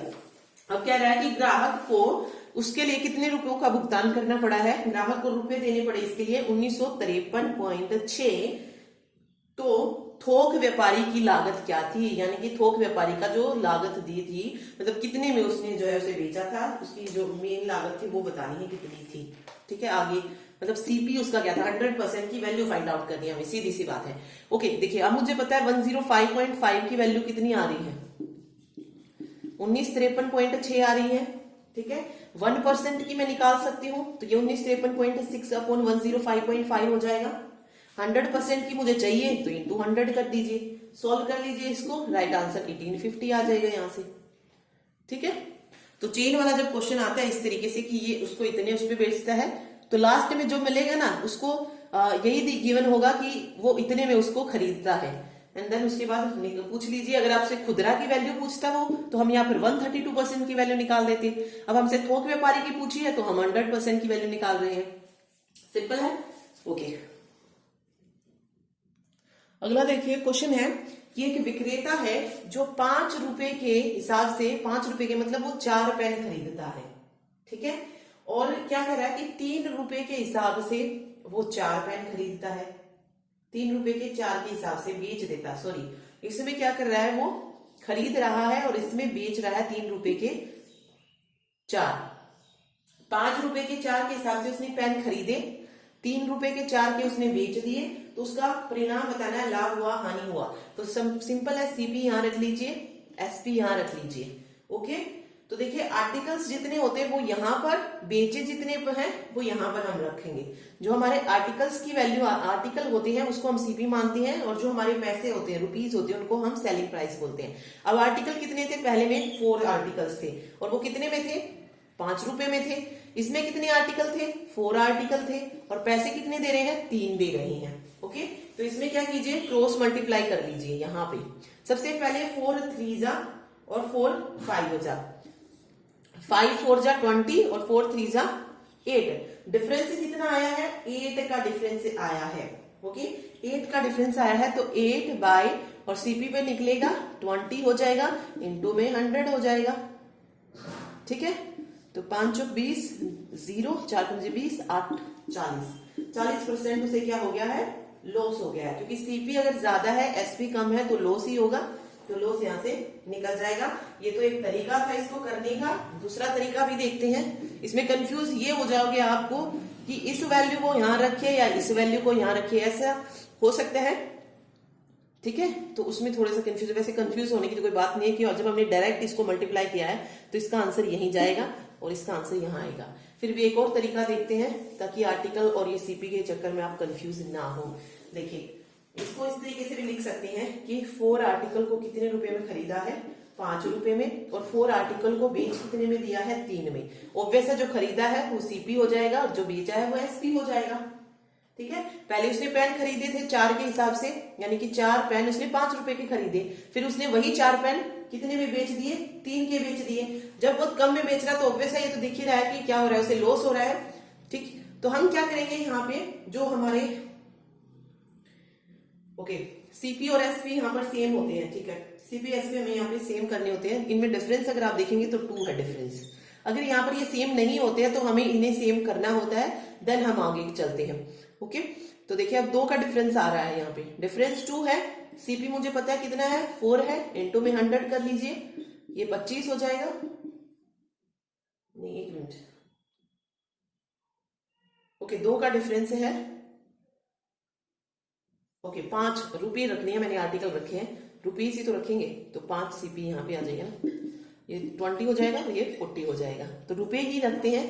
सीपी के जितने भी कॉस्ट थी वो रखा मैंने यहाँ पे, और इंटू में 100 कर दीजिए, 40% जो है यहाँ पे लॉस निकल जाएगा। ठीक है, चलिए एक एकल छूट के और क्वेश्चन आते हैं कि एकल छूट जो है डायरेक्ट आपसे पूछ ली जाती है। जैसे इस तरीके से मान लीजिए आपको 2 छूट दी गई हैं, 20% और 30%। इनकी एकल छूट आपसे पूछी जाए कि कितनी आएगी, तो उसमें फॉर्मूला क्या लगता है, a प्लस बी और minus a into b by 100 लगता है। ओके, तो यहां से जब सॉल्व करेंगे 20 प्लस 30 माइनस 20 इंटू 30 बाई 100, ठीक है, इस तरीके से हो जाएगी 50 माइनस -1 यानी कि 49%। एकल छूट ये होता है। ओके, तो ये इस तरीके से निकलेगी। फिर अगर आपको तीसरी छूट भी दी होती है, ऐसे 20% और दे दिया जाता, तो पहले 2 की छूट निकालिए, जैसे 49% निकल गई, फिर इसे तीसरे के साथ भी सेम फॉर्मूले के साथ पुट कर दीजिए, तो तीसरी छूट भी जो है निकल जाएगी। ठीक है, तो ये एकल छूट के क्वेश्चन भी जो है पूछ लिए जाते हैं कई बार। ठीक, तो ऐसे ही क्वेश्चन पूछे जाएंगे। सिंपल इसमें कंसेप्ट समझना है कि आपको किसके अकॉर्डिंग करना है, परसेंटेज के अकॉर्डिंग करना है, और फिर उसको जो है जो जो दिया गया है क्वेश्चन में उसके अकॉर्डिंग चलिए। ठीक है, अभी हम देख लेते हैं सिंपल इंटरेस्ट और कंपाउंड इंटरेस्ट को देख लेते हैं, इसमें क्या फॉर्मूला लगता है।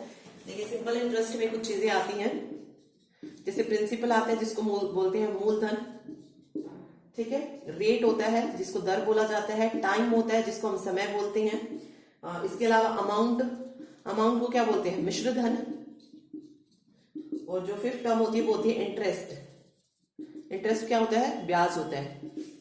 ठीक है, ये टर्म्स आती है सिंपल इंटरेस्ट और कंपाउंड इंटरेस्ट में। चलिए, अब अमाउंट किस तरीके से निकलता है, मिश्र धन क्या होता है, जब हम मूलधन में ब्याज को ऐड कर देते हैं। मिश्र धन का जो फॉर्मूला होता है वो क्या होता है, मूलधन प्लस ब्याज होता है। ठीक है, जब मुझे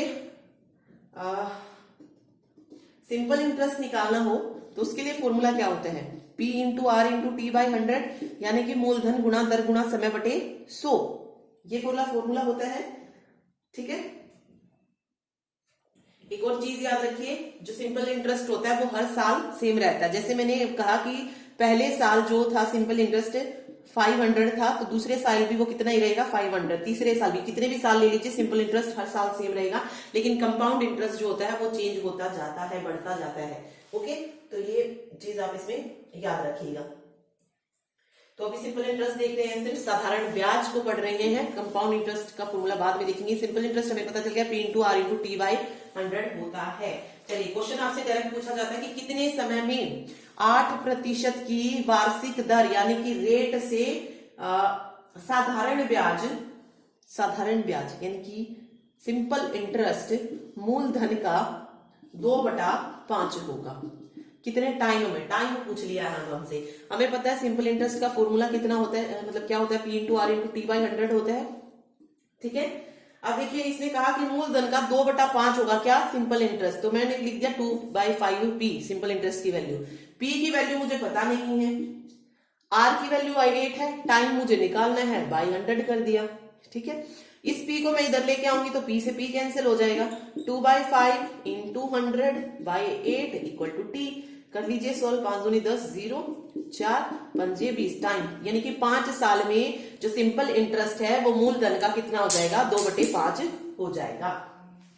ठीक है, तो ऐसे क्वेश्चन आ सकता है। चलिए एक और क्वेश्चन जो यहाँ से पूछा जाता है, सिंपल तो देखिए आपसे पूछेगा नहीं कि कुछ भी दे देगा और आपसे सिंपल इंटरेस्ट पूछ ले, ऐसा तो नहीं आएगा। देखिए क्वेश्चन देखते हैं। देखिए क्वेश्चन है, मोहन कुछ धनराशि जो है वो 9% साधारण ब्याज पर और वही धनराशि 10% साधारण ब्याज पर 2 वर्ष के लिए उधार देता है। ठीक है, यानी कि 2 जगह सेम धनराशि को दे रहा है लेकिन ब्याज अलग अलग दे दिया है, और ब्याज जो उसे लास्ट में मिलता है 2 वर्ष के बाद वो 760 रुपए मिलता है। तो जो धनराशि उधार दी गई थी हमें पहले वो निकालनी है। ठीक है, कंसेप्चुअल तरीका भी है कि पूरा बड़ा करके हम इसे निकाल सके, लेकिन हमें उसमें नहीं जाना है, हम ट्रिक से देखेंगे। देखिए 2 साल तक दिया ना, फर्स्ट और सेकंड। ठीक है, फर्स्ट में अगर आप देखेंगे तो 9% साधारण ब्याज है पहले साल, तो ऑब्वियस है दूसरे साल भी तो कितना होगा, 9% ही तो होगा। जब दूसरी धनराशि है उस पर 10% है तो साधारण ब्याज तो दोनों ही साल सेम रहेगा। ठीक है, कोई चेंज नहीं आएगा। तो ये फर्स्ट ईयर का हो गया, ये सेकंड ईयर का हो गया, ये फर्स्ट का और ये सेकंड का हो गया, दोनों का टोटल कितना हो गया, यहाँ से 18% और यहाँ से 20% निकल जाएगा। ठीक है, अब ये कह रहा है कि जो उसे ब्याज मिला वो 760 है। अगर परसेंटेज में हम टोटल देखें तो कितना है, 18 + 20% किसके बराबर आ रहा है, 760 के, ये हो जाएगा 8, और 38% की वैल्यू ये कितनी दे रहा है, 760 दे रहा है। तो हम 100% की वैल्यू निकाल सकते हैं। 100% कितना हो जाएगा, 760/38 इंटू में 100। ठीक है, ये 100% की वैल्यू निकल जाएगी तो ये 2000 आ जाएगा। तो यही हमें निकालना था, 100% की वैल्यू तो निकालनी थी हमें, तो 2000 आ जाएगा। जो धनराशि उसने उधार दी थी वो कितनी थी, 2000 रुपए थी। ठीक है, सेम राशि दी थी तो पहले को भी 2000, दूसरे को भी 2000। एक पे उसने 18% का जो है ब्याज लिया, दूसरे पे 20% का 2 सालों में, और वो टोटल जो ब्याज था वो 38% था जो कि 760 था, और धनराशि जो थी वो 2000 रुपीज निकल जाएगी। ठीक है, तो ऐसे क्वेश्चन जो है पूछे जा सकते हैं इसमें।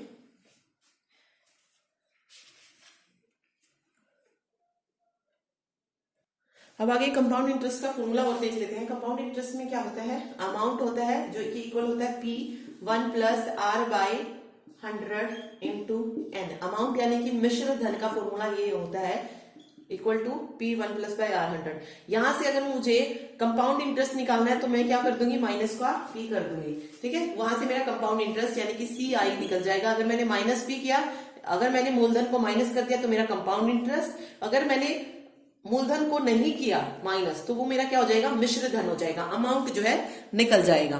ठीक है, मान लेते हैं अगर मेरे पास प्रिंसिपल गिवन है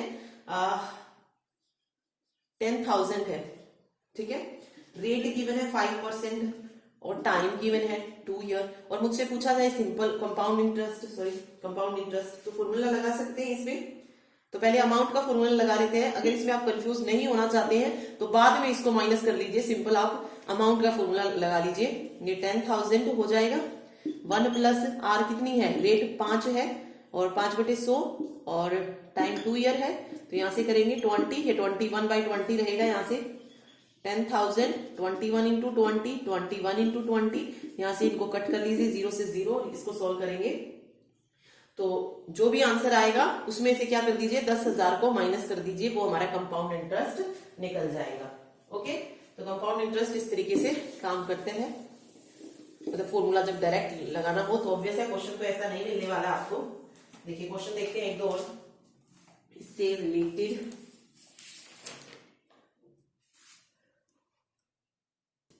ये क्वेश्चन देख लीजिए, ये क्वेश्चन आपको जरूर देखने को मिल जाता है एग्जाम में। या तो यहाँ पर 2 वर्ष दे दिया जाता है या 3 वर्ष दे दिया जाता है, ठीक है। तो इसमें दोनों याद रखिए।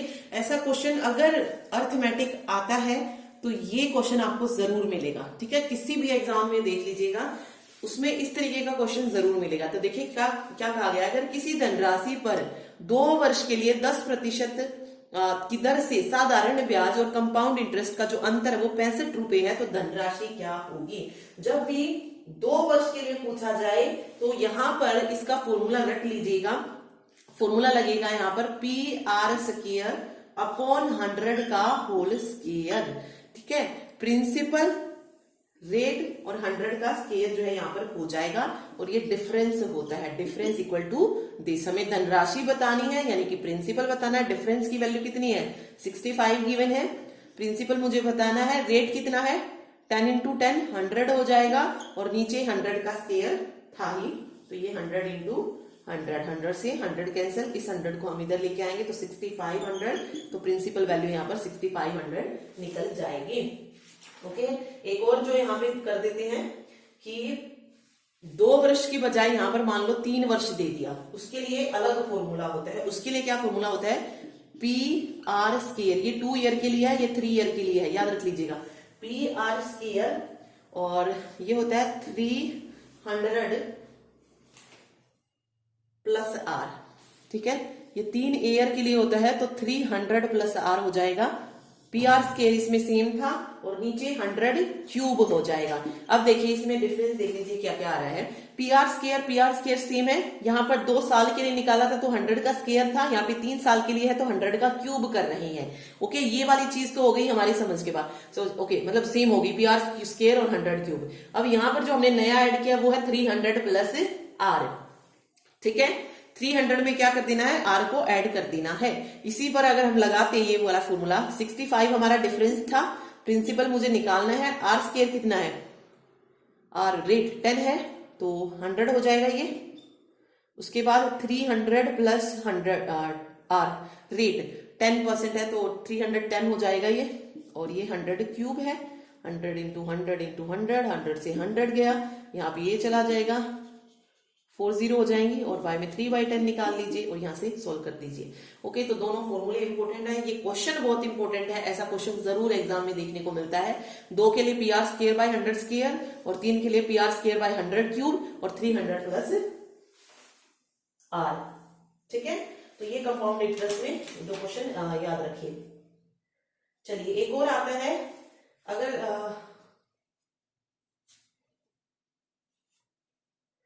जब किसी धनराशि पर चक्रवृद्धि ब्याज भी दे दिया जाए और साधारण ब्याज का अंतर भी दे दिया जाए तो ऐसा क्वेश्चन भी मिलता है देखने को। तो ये वाला टाइप और देख लेते हैं कि इसको किस तरीके से सॉल्व करना है। देखिए क्वेश्चन है, किसी धनराशि पर 2 वर्ष का चक्रवृद्धि ब्याज कितना कह रहा है, CI 2 ईयर का कितना है, 615 दे रहा है, ठीक है। आगे कहा उतनी ही अवधि का साधारण ब्याज यानी कि सिंपल इंटरेस्ट 2 साल का कितना है, 600 है। तो मूल धनराशि ज्ञात करनी है। मतलब एक राशि है जिसपे सिंपल इंटरेस्ट लगाया 2 साल तक तो 600 रुपए मिले और उसी पर कंपाउंड इंटरेस्ट लगाया तो 615 मिले। हमें पता है सिंपल इंटरेस्ट तो हमेशा कितने ही साल लगा लो सेम रहेगा, कंपाउंड इंटरेस्ट हर बार चेंज होगा, ठीक है। तो देखिए एक चीज तो है कि पहले साल का जो CI और SI होगा वो तो सेम आएगा, क्योंकि धनराशि अगर सेम है तो ब्याज भी सेम होगा फर्स्ट ईयर का, ठीक है। तो देख लेते हैं, देखिए ये 2 साल तक लगा है। अब हमें पता है सिंपल इंटरेस्ट सेम रहता है, जब 2 साल का 600 रुपए तो 1 साल का कितना हो जाएगा, 300 हो जाएगा। 300 हो जाएगा। तो देख लेते हैं, देखिए एसआई फर्स्ट और सेकंड ईयर 300 300, सीआई जो है फर्स्ट सेम रहेगा, फर्स्ट ईयर सेम 300 रहेगा। सेकंड टाइम कितना बचा 300, और यहां से 615 में से माइनस करेंगे, सेकंड साल में से कितना लगा 315 लगा है। ओके, तो यहां पे देखिए कितना डिफरेंस आ रहा है, 15% का डिफरेंस आ रहा है, ये एक साल में डिफरेंस है। तो रेट हम यहां से निकाल सकते हैं ना, रेट का जो फॉर्मूला होता है डायरेक्ट, वो क्या होता है, जो डिफरेंस होता है यानी कि 15 बाय में टोटल कितना था, सिंपल इंटरेस्ट में अगर हम देखते हैं जब 300 था, 15 बाय 300 इंटू में 100, ये अगर रेट परसेंटेज निकालना हो तो जो डिफरेंस आया है और नीचे जो है टोटल मतलब सिंपल इंटरेस्ट और इंटू में 100 कर देना है। ठीक है, मतलब रेट जो निकला है वो ऊपर रखना है और 300 मतलब टोटल वाला और इंटू में 100। तो इसको सोल्व करते हैं, 3 पंजे 15, तो परसेंटेज कितनी निकल जाएगी, 5% निकल जाएगा। ठीक है, 5% जो है यहां से वैल्यू आ जाएगी। अब इस 5% की वैल्यू हम क्या कह सकते हैं, कौन सी है, 300 है, इस 5% की वैल्यू कितनी है 300 है, तो 1% की वैल्यू कितनी हो जाएगी 300 बाय 5 हो जाएगी, और मुझे 100% यानी कि पूरी धनराशि निकालनी है, तो इंटू 100 कर दीजिए, ये 5 दूनी 10 0, तो पूरी राशि 6000 रुपए निकल जाएगी यहां से। ठीक है, ऐसा क्वेश्चन भी देते हैं जहां पर चक्रवृद्धि ब्याज साधारण ब्याज जो है दे दिया जाता है और मूल धनराशि जो है हमें ज्ञात करनी होती है। ठीक है, तो ये क्वेश्चन भी जरूर याद रखिए।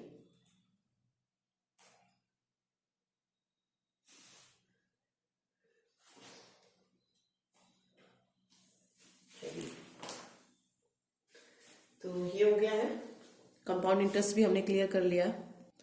तो ये कुछ मेन टॉपिक्स थे जो हमने कवर कर लिए हैं। ठीक है, अगर पूछा जाएगा तो इनमें से आपको क्वेश्चन जरूर मिल जाएगा, अदरवाइज तो ज्यादा चांस जो है एचएससी में एडवांस मैथ जो है ज्यादा आने के चांसेस है। बट अगर क्वेश्चन आता है तो मेन जो टॉपिक पूछे जाते हैं वो मैंने बता दिया, प्रॉफिट लॉस पूछा जाता है, एसआई और सीआई पूछा जाता है, टाइम एंड वर्क पूछा जाता है, पाइप एंड सिस्टम पूछा जाता है। तो 10 क्वेश्चन अगर आएंगे मैथ्स के तो 5-6 क्वेश्चन आपको इसमें से इजीली मिल जाएंगे। ठीक है, और बाकी जो क्वेश्चन होंगे वो या तो जो इंडाइसिस और सर्ट्स के क्वेश्चन होते हैं जिसमें बेस सेम और पावर ऐड हो जाती है, उस तरीके का मिल सकता है। ओके, तो ज्यादा कुछ नहीं है, और या फिर टाइम स्पीड का मिल सकता है, उसमें तो बस एक फॉर्मूला याद कर लीजिए, speed equal to time upon distance, and उसी के अकॉर्डिंग सब कुछ चलता है। ओके, तो ये मेन टॉपिक थे जो हमने इसमें कवर कर लिया, क्योंकि टाइम इतना नहीं है और बेसिक मैथ करवाने के लिए मैंने बोला भी नहीं था, बट किसी ने कहा कि करवा दे थोड़ा सा, तो इसीलिए मैंने करवाया है ये। ओके, तो जितना हो सकता था अभी पॉसिबल उतना हमने कर लिया है। एडवांस मैथ किया है तो आप ज्यादा अच्छे से एडवांस को ही पढ़े, क्योंकि हो सकता है कि एडवांस ही पूछा जाए। Okay, thank you so much. अगर क्वेश्चन समझ आए हो तो लाइक जरूर कीजिएगा। Thank you.